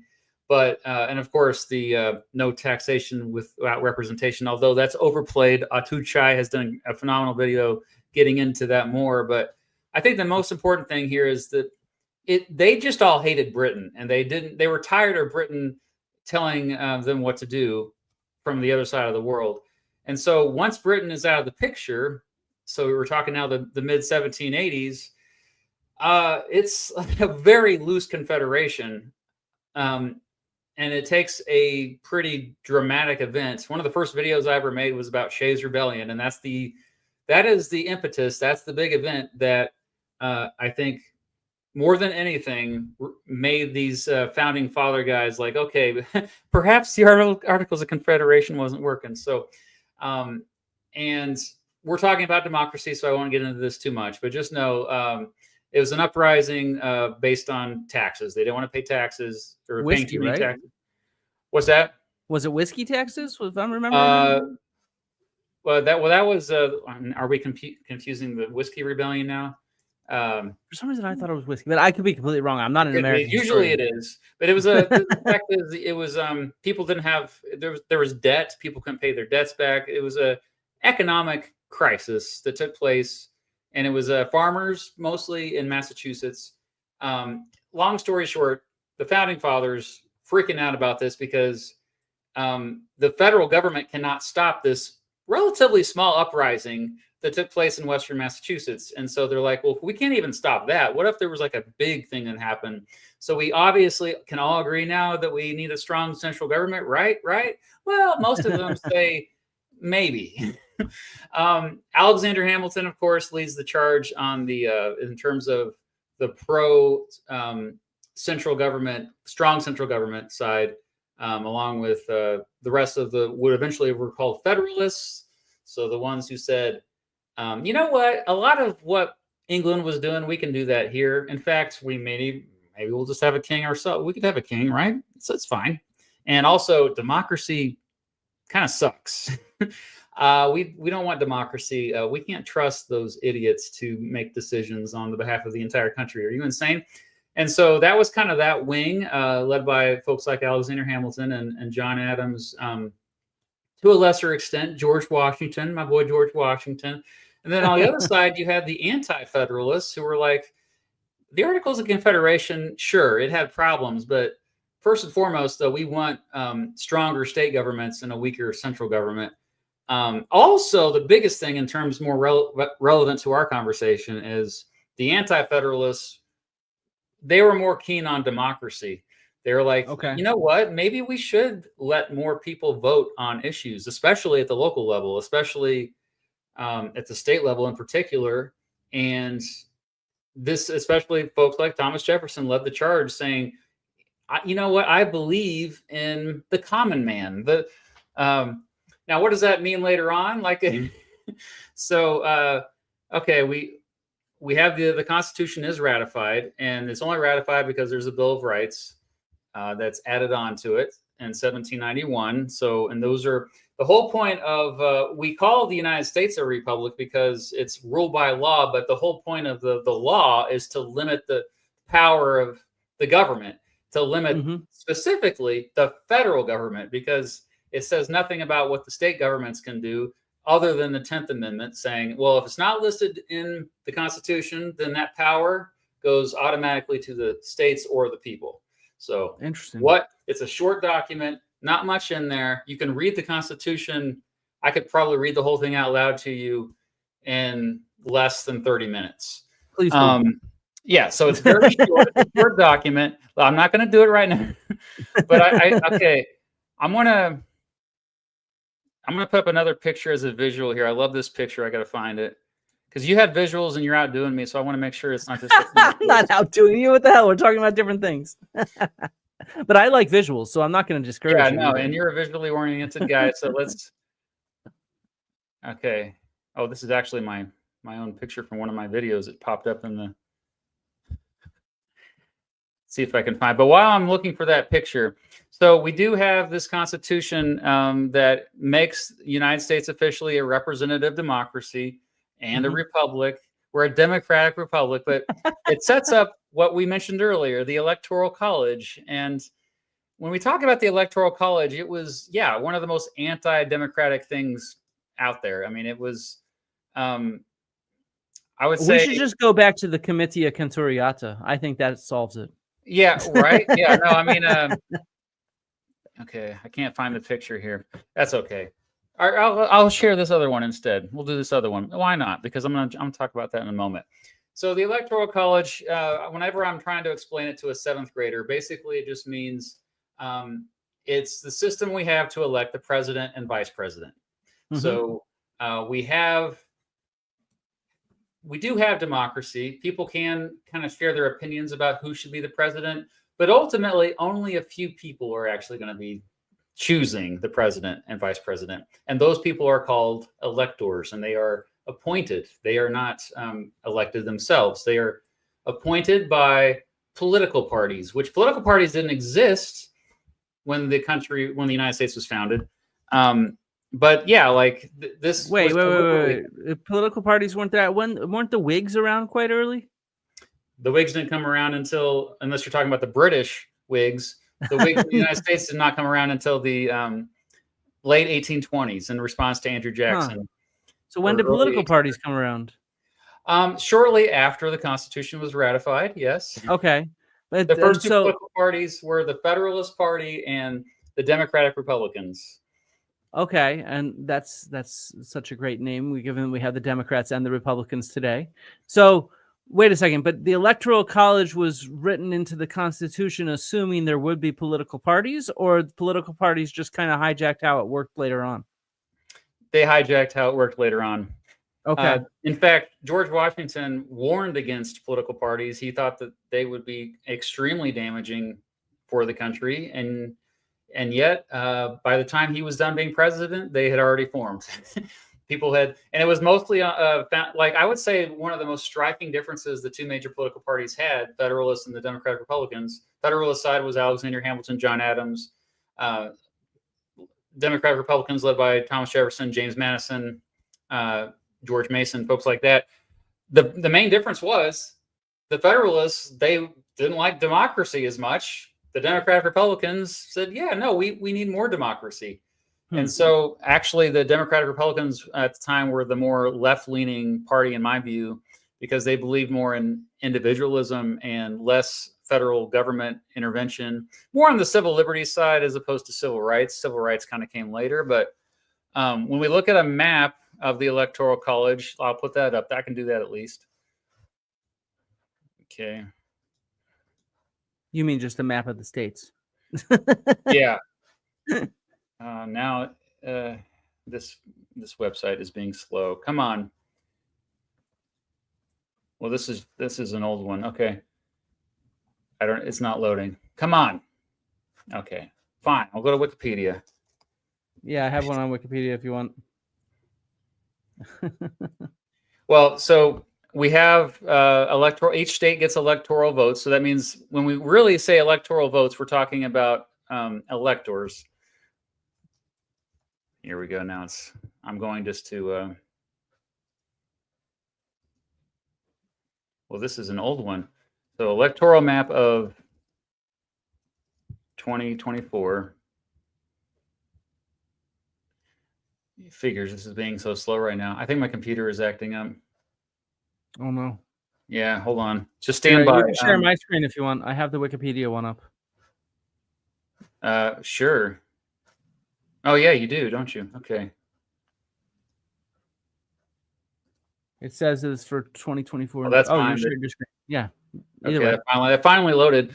But yeah, okay. So as you can see, these numbers on each state, you have, there's some that are low, like Wyoming only has 3, but then California has 55. Well, that's because it's based off of not just every state getting an equal vote, but also population.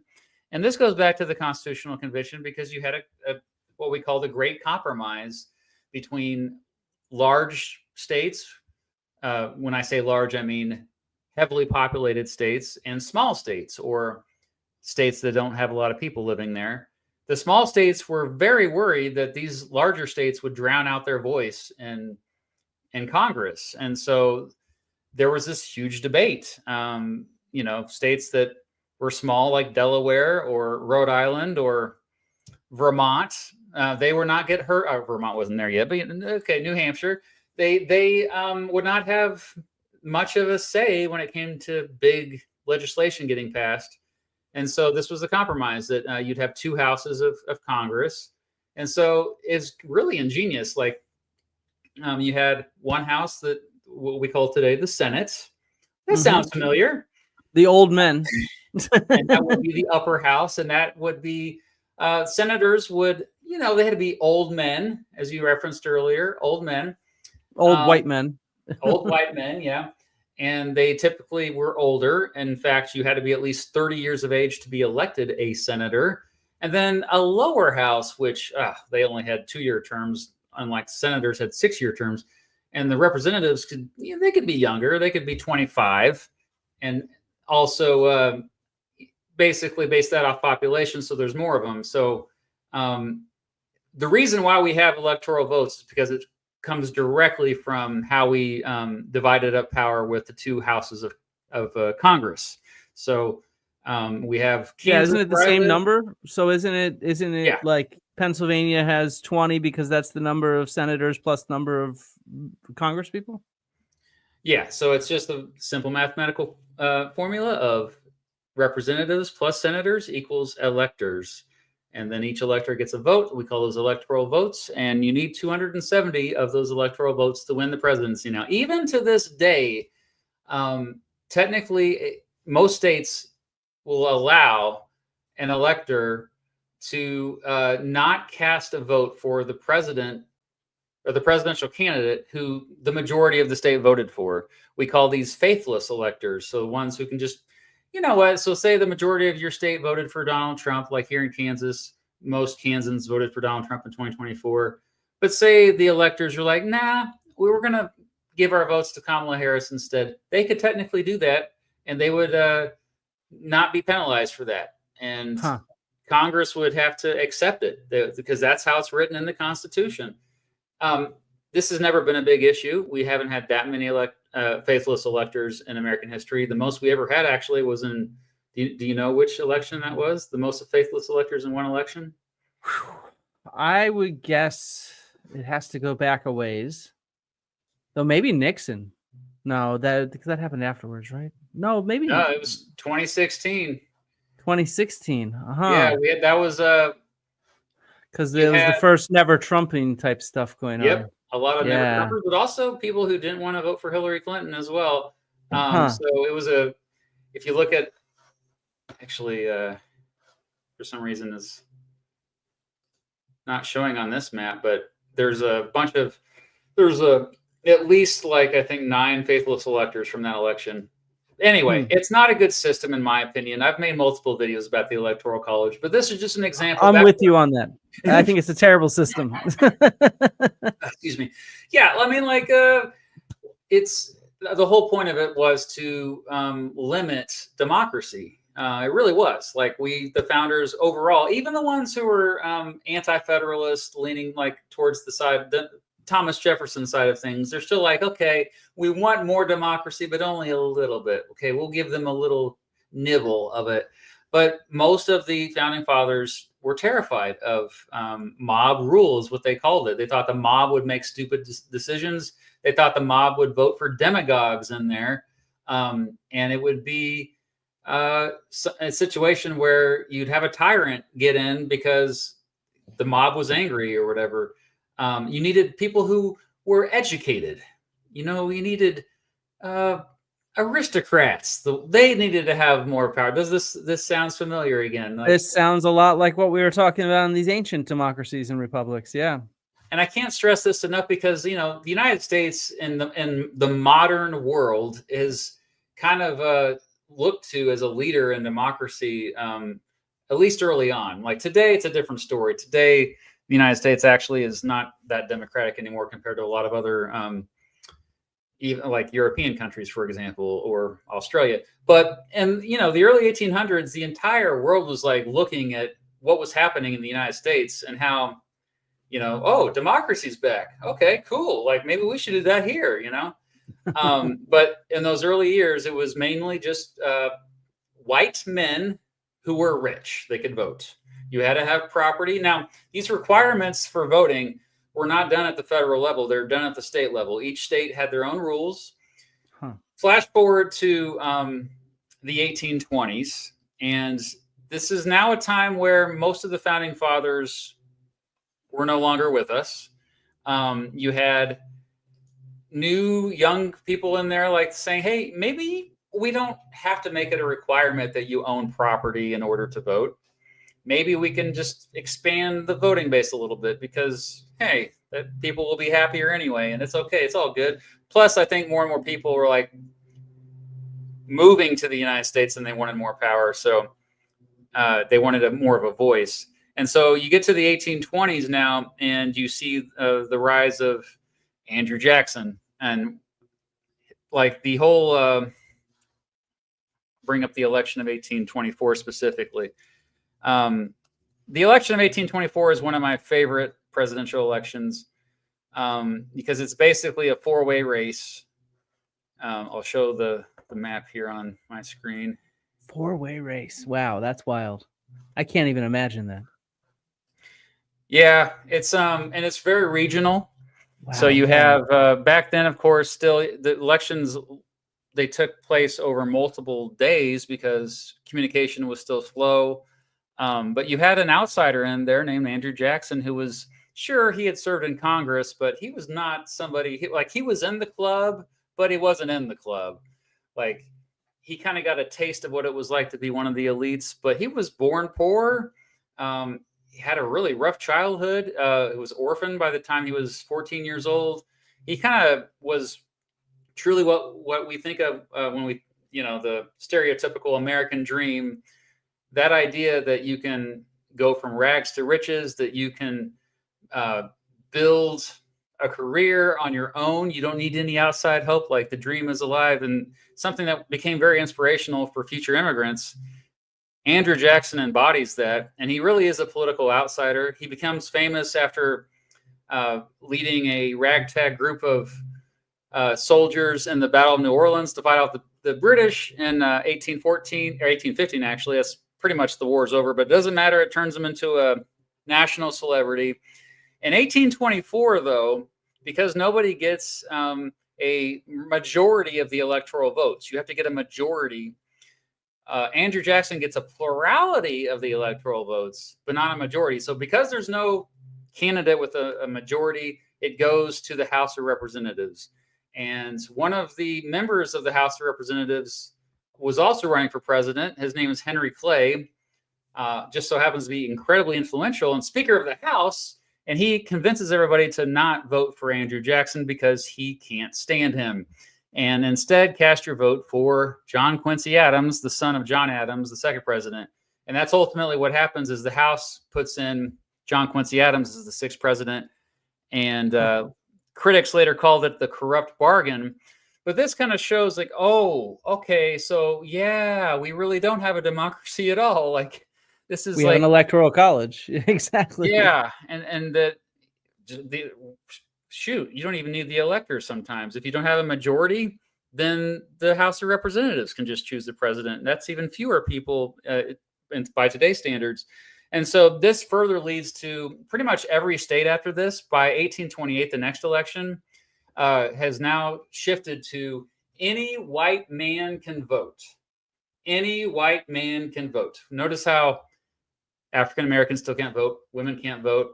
Also, there's still age requirements, which makes sense. There's still age requirements today. Usually, I think it varied by state to state, but whenever you were considered an adult, whether it be 18, 19, 20, or 21 is usually the range. But it's the first time we dramatically see democracy expanded in the United States. And then we don't really see it expanded much at all until after the Civil War. So it takes an entire war to expand it more. In the meantime, I would just like to briefly mention that other countries have started to catch on to what's happening in the United States, and they're liking it. They're like, hey, yeah, democracy. Maybe we should bring some of that back. Some of it, not pure democracy, not direct democracy, but let's try some representative democracy, especially in Latin American countries. You see so many revolutions happen as a response to what's happened in the United States. The French Revolution, which I completely skipped over, but that was also in part a response to what happened with the American Revolution. French Revolution kind of went to an extreme direction, kind of the extreme opposite, like almost to anarchy. So that was a kind of a, but by the mid 1800s, I'm sure Napoleon would disagree with you on that. Yeah, but... Napoleon comes around, and well, a bunch of things happen in France. But by the mid 1800s, I think most of the European countries are, if they're not already have some kind of representative democracy, they're well on their way to that. There's exceptions, of course. There are exceptions, but when we think about dictators in Europe, we don't think of the 1800s typically, other than Napoleon. We think of the 20th century. We think of the 1930s and Mussolini and Hitler and Stalin and all that. But yeah, so back to the United States, the Civil War, we have slavery is abolished with the 13th Amendment at the end of the Civil War. The 14th Amendment gives equal protection under the law for African Americans, later expanded to other Americans. But the 15th Amendment is the one that says African American men can now vote. Of course, southern states later find ways to suppress the vote. They get sneaky. They have laws. So I have a question for you. Yeah. So, all right, this allowed African American men to vote. What about other ethnicities or races? Like, because there were people from Asia migrating into areas like California that early, or there's indigenous people that were living in the U.S. Were any of these people considered citizens? Could they vote? I don't even know. Yeah, that's a great question. It kind of depends. Like, citizenship was also defined by the 14th Amendment. So the 14th Amendment said, and it was later affirmed by the Supreme Court in the 1890s, but it said basically that if you were born in the United States, you're automatically a citizen. So that made it so that not just African American men could vote, but any male citizen could vote. There were attempts to limit, especially like Chinese Americans from voting. Many of them were not citizens, and so that made it easier for them to be excluded. Okay. You had, there was different groups that were discriminated against back then. The Irish were discriminated against heavily, but also the Irish became a really important voting bloc in certain cities like Chicago and New York. So, same with Italians and other Eastern European groups. And so, but yeah, like it kind I'm of watching a shifted. lot of movies about the early mafia, so yeah, I realize Oh, this. nice. You Yeah. should watch Gangs of New York. That's one of my all-time favorite movies. Yeah, we got to get to that one. Yeah. That's a good one. So yeah, African American men can vote, but still not women. And uh, by the end of the 1800s, though, I think this is when the United States starts to get a little bit behind with democracy compared to the rest of the world, because now other countries are like, no, women should vote too. And so you see a country like New Zealand, for example, be the first country, in Australia soon around the same time, make it so that women can vote. And it's not until 1920 that women can vote in the United States. And so until 1920, which was what, 105 years ago, we forget how recent in history that was. More than half of the population could not vote. Um, and when we talk about this time period, it's usually referred to by historians as the Progressive Era. It's a time where you saw a lot of reforms at the national level, but also the state level. And so I would say that's the most visible part of it, is that women are allowed to vote. But also, this is when you have the rise of recall elections. You're familiar with recall elections, So right? when it's so tight, you need to do a recall. Is that what we're thinking of? So if you do vote for a politician and they are a big disappointment, it's not going so well, then you can have a special election to recall your vote and to put somebody else in there. Some states Wait. put that into effect during the Progressive Era. So wait, why would we have a recall election? Is It's basically when a special election, like if like the governor, usually it's the governor, is just really unpopular, as maybe they did indicted or really something like bad. that. Yeah, Uh, Blagojevich or something. where are you from originally? I'm from Philadelphia. I got my Philly shirt Okay, yeah. on. Yeah. I don't know about Pennsylvania, um, but yeah, like so that's just one example. You also had referendums. So you're familiar with Okay. Yeah, referendum? yeah. Of course. That's a Yeah, new yeah. development in the United States during That's Progressive Era. direct democracy, baby. Yeah, so this is the first example where we have direct democracy at a broader level. It was much more common before the Progressive Era to have, if you had every citizen voting on something, it was just like in the village or maybe the town. But now you had referendums at the state level. So you're talking sometimes millions of people all directly voting to change a law or to get rid of a law or add a new law. And that's been pretty common ever since. And that other countries around the world, this has been pretty common as well ever since. What else as far as democracy expansion? And direct election of senators. So before the Progressive Era, senators were not elected by the people; they were appointed by people already in power. And so that Like was by the another. parties or by who? Whichever political party was already in charge. So Okay. if the governor was Democratic, they would vote. They'd find a Democratic person to be senator. Yeah. It The really state makes those legislature would. democratic machines It work in a depended different on way. if it was an actual election. It would be probably the state legislature would vote. If it was a special circumstance, then the governor would appoint somebody, and usually the members of the state legislature had approved. But it was done at the state level by the state government itself, not the people in the state. So after 1916, I think what the year was, the Constitution was amended to make it so that people directly vote for senators. Pretty dramatic changes, all within a 15-year period, I would say. Like 1905 to 1920, you have all these dramatic expansion of democracy in the United States, but it's happening around the world. Like democracy is expanding around the world during this time. Then World War I happens, and things don't go so well after World War I for some countries, and so there's this kind of backwards turn in which a lot of fascist regimes rise up, dictatorships return to Europe. And yeah, the United States, it doesn't happen. We still keep our democracy here, but it's the same. But it's definitely a time around the world that's scary in terms of democracy may not survive. And then jump ahead again, past World War II. Of course, we all know how that turned out. The the bad guys lost. Yeah, Hitler was bad. Okay. But then in terms of democracy being expanded in the United States again, you wouldn't see that again, I would say, until the 1960s, where you did see the voting age lowered at the federal level from 21 to 18. This is when the civil rights acts were passed, particularly the Voting Rights Act, which made it so that all these Jim Crow laws that made it more difficult for African Americans to vote could not be in effect anymore. And so stuff like literacy tests, poll taxes were abolished. Any other obstruction that made it harder for African Americans to vote, the Voting Rights Act got rid of that.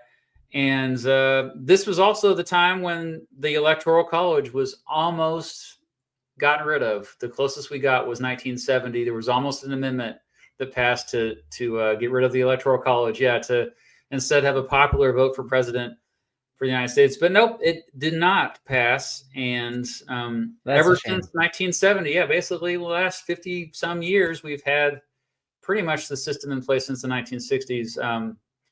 So I would say, when I say the United States is kind of behind the curve now in terms of democracy, I'm comparing it to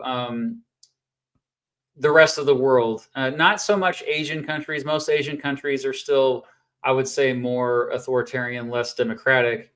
But in terms of, like, say, Australia, like, I think Australia has continued to make progress compared to the United States in terms of democracy. Certainly many European countries, even some African countries, you've seen a lot more progress in terms of giving more power to the voters versus those already in power. So I feel like I just glossed over a bunch of stuff there, though, but that just kind of brings us to the modern era. Yeah. No, I think that's important. And I think it's interesting to see it in that perspective, especially comparing it to this ancient perspective, because one of the things that I'm struck by is that democracy is not a thing, it's a process. It's something that's constantly in negotiation. And you brought up sort of after World War I, where there were losers and they backslid on democracy. But you know what's interesting is if you look at the modern US and ancient Athens and you compare the two, it actually seems to me like wealth and power, meaning international wealth and power, is also an impetus towards backsliding on democracy, or at least halting. It was sort of with all that development of all that wealth that Pericles was like, well, you know what? Let's limit citizenship and make it so you need to have 2 Athenian citizens as your parents to be a voting citizen. Or, now you have 1970. That's pretty close to around the time when America became the most powerful country in the world without any sort of real contenders, because the Soviet Union was backsliding at that time and becoming weaker and weaker. And and obviously the British Empire was dissolving still at that period of time. And so, it's at that time that sort of this movement towards more and more checks on power, our definition for democracy, it seemed to have stopped. Right. And so it's almost like right when it becomes the top dog in the world that it starts backsliding on this sort of approach towards more and more checks and more democracy. Yeah, it's interesting. The people that have the power don't want to give it up, and they use the law to their advantage. And yeah, it's not just the United States. I think a lot of countries, you've kind of seen this general trend. But what's interesting to me is, like, I always compare the current time we live in to the 1890s, because there's a wave of populism that's taking over the world right now. And I think it's rooted in this extreme wealth inequality that we're seeing, that a lot more people are. It's the combination of them struggling economically, like the lack of material wealth and opportunity, combined with the fact that they know they're getting screwed. They know that it's rigged. The game is rigged. And so it doesn't necessarily mean that it's going to have a happy ending where you're going to, because I think a similar thing also happened in the 1920s, which in the United States, that ended up looking like the New Deal. You had a lot more extra government programs to protect vulnerable people.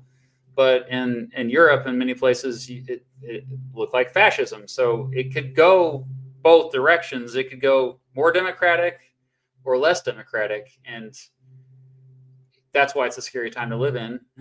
because we Yeah, don't know which direction it's going to go. I think that's a really good point. I mean, we live in, I think every time in history is scary in its own way. As a historian, you start to realize that actually, well, there's lots of tumultuous periods. We're always writing history as we go. But certainly, I think there's justification for thinking of today as democratic backsliding, and that might be the way that we go. I don't know. I mean, what if you were going to predict the future? Where do you think we're going to go? We're going to head towards the Roman Empire, where we still pretend it's a democracy, but it's not, or are we going That's to where we are go? now. I think That's that's where we really are where we now. are now. Oh, then sorry, did I interrupt you? Tell me where. No, we Explain. are. I would say that like the closest we are now is to like the Roman Republic, where they were just like pretending, like, oh, yeah. I mean, people still have a voice. I think that in many ways, the United States is currently an oligarchy. That the people that are in Congress, especially, there are no limits to how they can get in. As far as you can spend as much money as you want if you want to get somebody elected that will do your bidding. You can bribe them very easily. Bribes are legal. Corruption is legal in many ways, and so that's what they do to get. I think that we like to think that, oh well, we have the First Amendment, we have freedom of speech, and so you can expose all of this. But a lot of people are not paying attention to this type of thing, and so I think democracy only works if you have an informed society, and clearly we are lacking with that in many ways. I'm not just talking about like I mean most people don't really know what's going on, and that it's not their fault. Like we're just trying to survive. Everybody's busy trying to survive. So I do think we're already there. I think we say we're a democracy, but we're barely a democracy. What are your thoughts on that? I'm not sure if information is necessary for a democracy because people are just voting based off of whatever information they have anyway. I mean, the start of this, the Athens invaded Sicily. That's what started the second half of the Peloponnesian War, right? And this was based off of a complete fake news campaign where the citizenships did not have the proper information. So there was this city-state of Segesta in Sicily that was like, we don't like Syracuse. Athens, can you please come and help us invade them? You have a powerful army and navy. They're allies with Sparta, all this kind of jazz. And the Athenians are like, I don't know, let's send some envoys over there to scope out the situation, right? So the envoys get there, and the Segestans decide to trick them.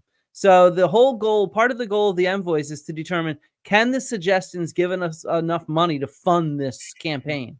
And so what the Segestans do is they grab all of the silver and gold in the city and they move it from house to house. Wherever the envoys are having dinner, they have all that silver and gold in that house so they appear more wealthy than they are. The envoys return and there's this big assembly meeting. They're like, do we go to war with Syracuse and whatnot? And one of the big questions is, are we going to get paid properly so that we can fund this? And the envoys are like, yeah, we're going to get paid. They have all this gold and silver. See? Turns out it was all just fake news. It was all just a disinformation campaign to be able to subvert democracy, if you will. But I guess my point is I don't think anybody ever really knows what's going on. I think this idea of perfect information is this, I don't know, this fantasy we have in our internet world.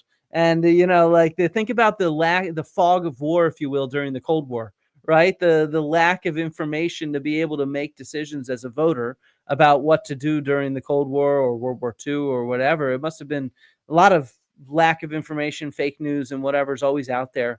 So I'm not sure about information, but I do agree with you. I think that the wealthy have put their thumbs on the scales, particularly in my mind since Citizens United, like 15, 20 years ago almost, where, it just seems like there's not as much worth that us ordinary people can do because there's just so much money. I mean, was Obama the last one? I forget. One of them around that time, 2008 or so, 2012, was the last time that somebody took public funding for their presidential campaign. Ever since then, it's all just private funding because they can raise so much money. And that all just comes from the very, very, very wealthy. And I mean, the Athenians knew this. The Athenians knew that wealthy people could hijack elections, which is why the council and other positions were chosen randomly by lot, because they knew that elections were not foolproof. And in my mind, I'm not that old, but I'm 40 something and revealing my age. And, in my time, I feel like I've seen this backsliding of democracy in my country, the US of A. And in this way, the wealthy have so much more power. And I think this division also has led to that as well. This sort of, the partisan division that is where we're just in these camps and there's no way to cut through the noise because we're in these fucking camps. Yeah. Especially since the division often is on superficial issues, culture war issues, stuff that we might have slight disagreements about. But if you sit one person down with another person and they talk through it, it's like, oh, I guess we kind of mostly agree. Whereas the real divide, I do believe, is class, and it's been this way throughout human history. But I think we've tolerated wealth inequality as long as progress kind of has that steady march forward. I think, like you said, the tipping the scales is a good way to put it, because you look at an issue that people agree on. Like if you were to poll a group of people on an issue, ask them, do you support this? And if 80% of them say yes, that doesn't mean that that's going to happen, because that's not what determines what happens. What determines what happens is if the wealthiest folks in society are on board. So I think that a great example of this is, like, in recent years, we have had progress on social issues, like the expansion of rights for the LGBT plus community, legalizing same-sex marriage. I would say decriminalizing recreational drugs so that people aren't having their lives ruined for taking a substance. I think these are all things most Americans overwhelmingly agree on, like 75%, 80% even. But the reason why reforms were made was because those who had the wealth were like, well, this isn't going to hurt our bottom line, so sure, give it to them. Yeah. Now, once you start talking about reforms that take away from them, if you start talking about, oh, we need to raise the income tax on the top earners, or we need to raise corporate gains taxes, or have a wealth tax, this is where, and what's interesting too is that in order for media companies to make money, they kind of have to just go along with it, because if they say anything that counters, like, for example, if you are on a major news outlet, they only make money from ads, and these ads are paid for by usually very large corporations, and these corporations just need to make money. And so if you make them unhappy with what you're saying, then your media company is going to go out of business. Yeah. And so I think that it's very difficult if you're criticizing, wealth concentration, because that just means you're biting the hand that feeds you, as they say. Yeah, I think you're very right, and I think we're too scared right now. We live in a culture of fear, I think, at this very moment, where even the powerful are not willing to speak up against the powerful, and it's sort of very scary to see that. It's only us on the internet here that are to some degree willing to do it, and the 423 of us. The 423 of us, exactly. Thanks for being here, by the way. Actually, should we take some questions? Yeah, let's take some questions, but I have a quick question for you. Oh, wait, did you just go out of my head? I had a question. Oh, so, all right. This is something that I find really weird, especially certain groups today. They argue against American democracy, right?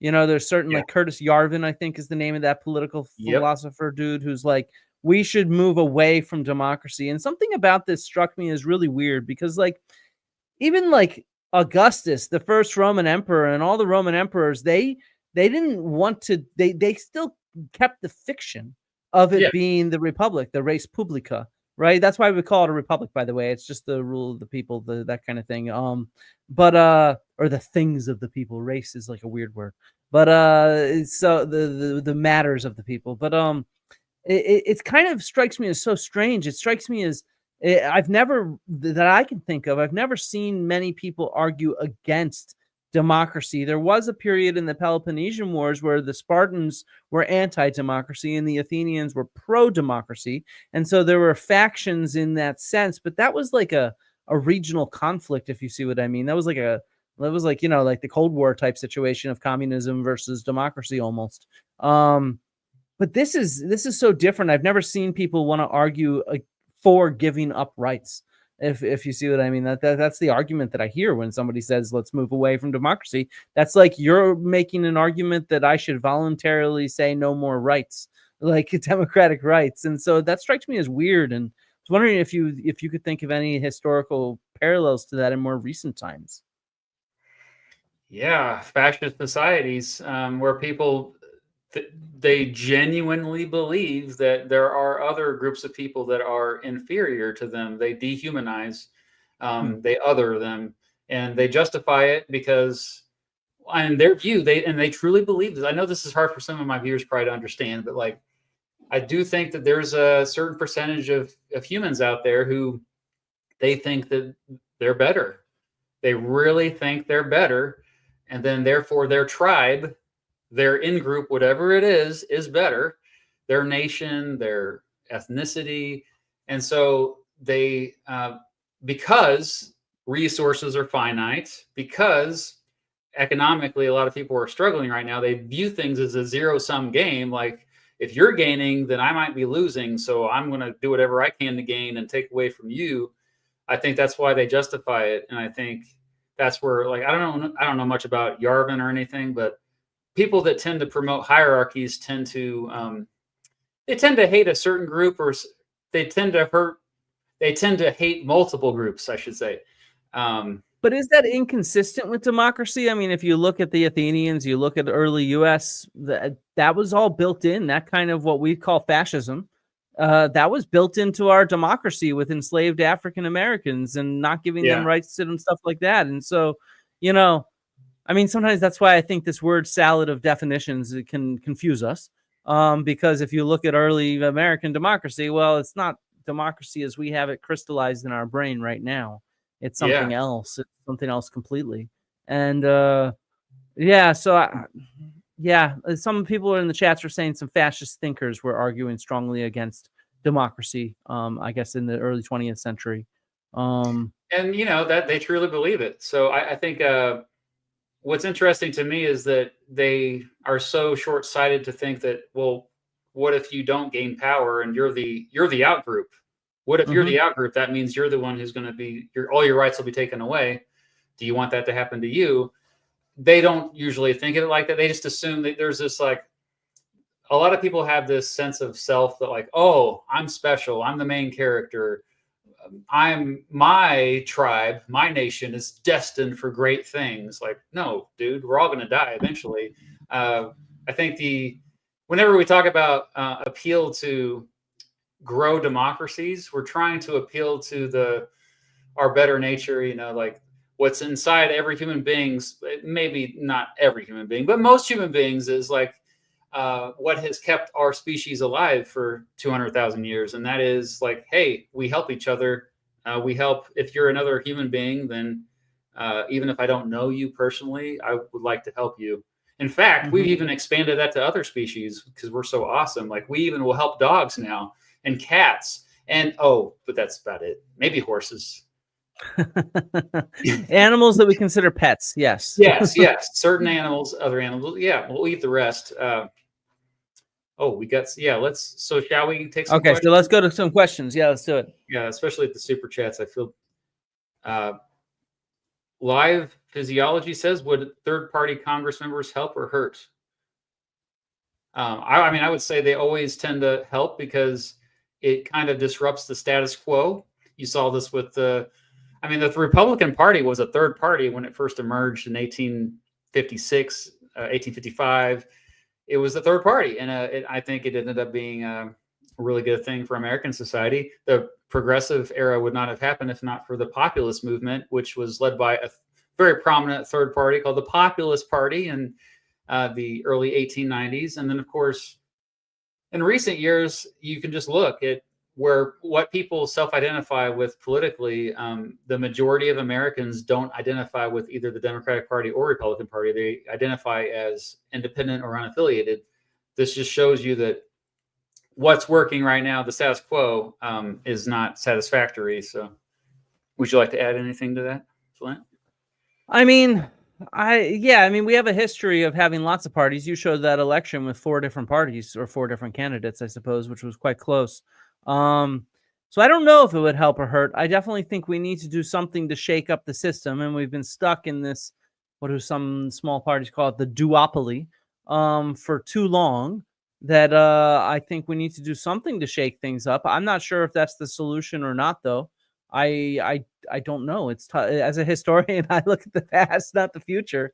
And so especially I look at the ancient past. Yeah, So yeah, I mean, but at the same time, there's a lot of other concerns that like my very first time voting, I voted for a third party. And then me since too. then, I have voted for one of the two major parties every other time because I think it's my values. Either I strongly believe in one of the candidates, which has happened occasionally, or I strongly disagree with one of the candidates, which has happened occasionally. And one of those two reasons keeps me voting for one of the two major parties so far. But I do think that, as you said, I think we've lost a lot of democratic norms, and we need to do something to shake that up. Maybe there's some way to shake that up in different ways. I maybe third party's the right way to do that. I'm not sure is the answer. Yeah. Someone said, "Should I move?" But I don't know where you're living, so I don't know what to tell you. Yeah, that's a good point. And it depends on what you want. I mean, yeah. What a question. Vlog again. I don't know if I read this one yet, but democracy can always be improved, but it also should be protected at all costs. I think there's that famous Churchill quote I always like to bring up. The one where he says, "Let's see here, democracy is the worst form of government except for all the others." That's a good one. Yeah, it's like okay, it's not perfect. I say the same thing about capitalism as an economic system. I mean, okay, you could try socialism or communism, but we've seen that be disastrous as well. At least, I mean, I don't think we're ready for those forms of economic systems. Capitalism clearly has its problems, but if you're going to like say get rid of the entire system, okay, what are you going to replace it with? Because that's not as easy as you think. Mm-hmm. Mm-hmm. Democracy, yeah. Is there anything better than democracy, Flint? I mean, it's pretty good. I mean, I think the way we are defining it, it's pretty awesome. We're Yeah, putting checks on those powerful, wealthy individuals. I think that that is exactly what our system of government should be doing. Because how else are you going to protect and provide rights for those who are not wealthy and powerful? And so, if we think about democracy as an ongoing process where the goal is to try to support those with less power and check those with more power, I am all for it. If that's how we're going to define it. It obviously manifests itself differently in so many different places and periods. And it's not always very effective as we've seen in any period.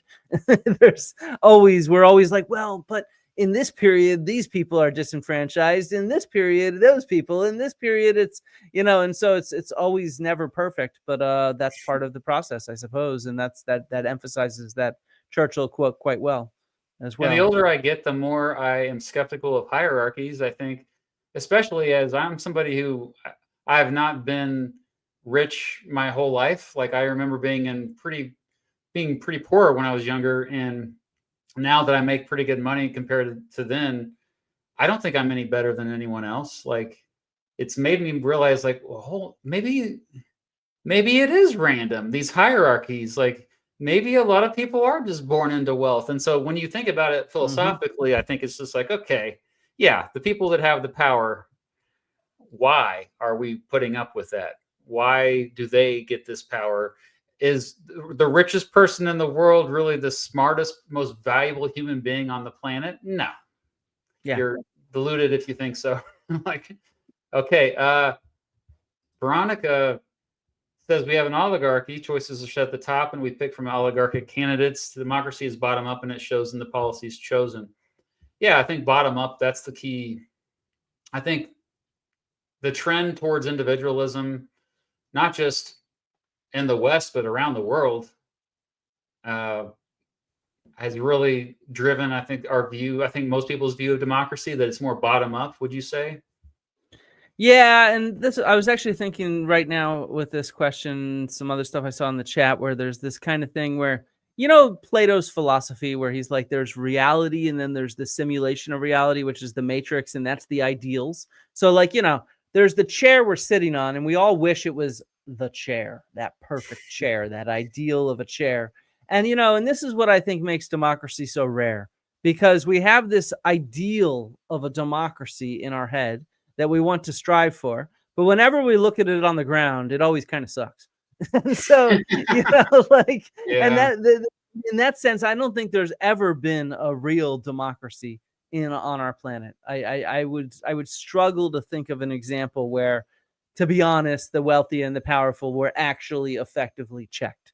There's certainly periods where it's a pendulum, and they're checked more this period in place versus that period in place. But to ever think of a place where we have nice egalitarianism, it's just like the myth of the noble savage that I was talking about earlier, with the egalitarianism of hunter-gatherers and stuff like that.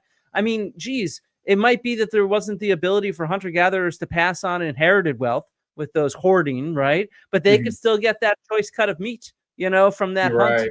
They could still get their choice selection of mates, perhaps. They could still get the better bedding material or whatever. I don't know. I'm just making up some of the stuff, but it's like, you know, to think that there's ever full, clear egalitarianism, let alone ever that ideal of democracy that we all have in our mind, we're kidding ourselves if we ever think that it existed. Politics 101. It's how power is distributed can be, you can look at it as just two people in a room together. Like if somebody's listening to their music and they're turning up the volume a little bit louder and the other person's getting annoyed by it, that's freaking politics. And that's why I get annoyed when damn kids turn down the volume. Well, they're like, oh, I'm not interested in politics. Like, what are you talking about? You just don't know what politics is. Like, it's unavoidable, that constant struggle of power. And I just think that, yeah, we have to constantly keep working through it. And as we pointed out multiple times in this stream, yeah, right now, clearly the weight is shifted towards the extremely wealthy. I think that there's overwhelming evidence for that. Now, how do you fix it? That's what we needed to debate. I think that could take forever to debate.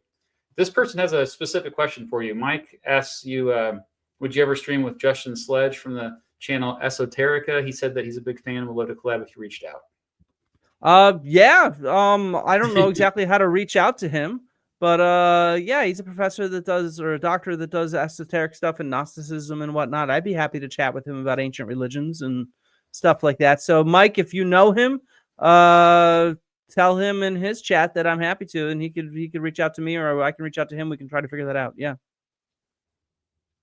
Right on. That appears to be all the super chats we have.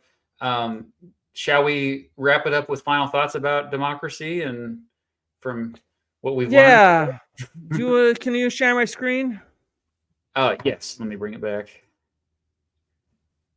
I have to remove mine, I believe. So then, yep, there we are. Yeah, cool. I want to emphasize again that these checks on power, they come about due to abuses of power.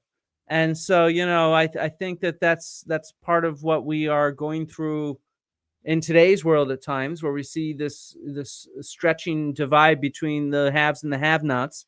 And so I hope that we will start checking power again before the abuse of power becomes so traumatic and grievous and strong that we might be stuck in something like the Roman Empire for a long time, because that lasted longer than the Roman Republic did, after all.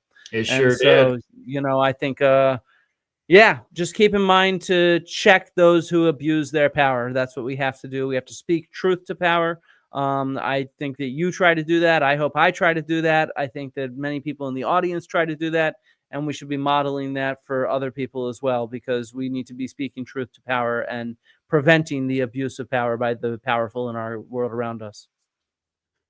Very well put. I will add that often that check on the abuse of power only happens from somebody who has tremendous power.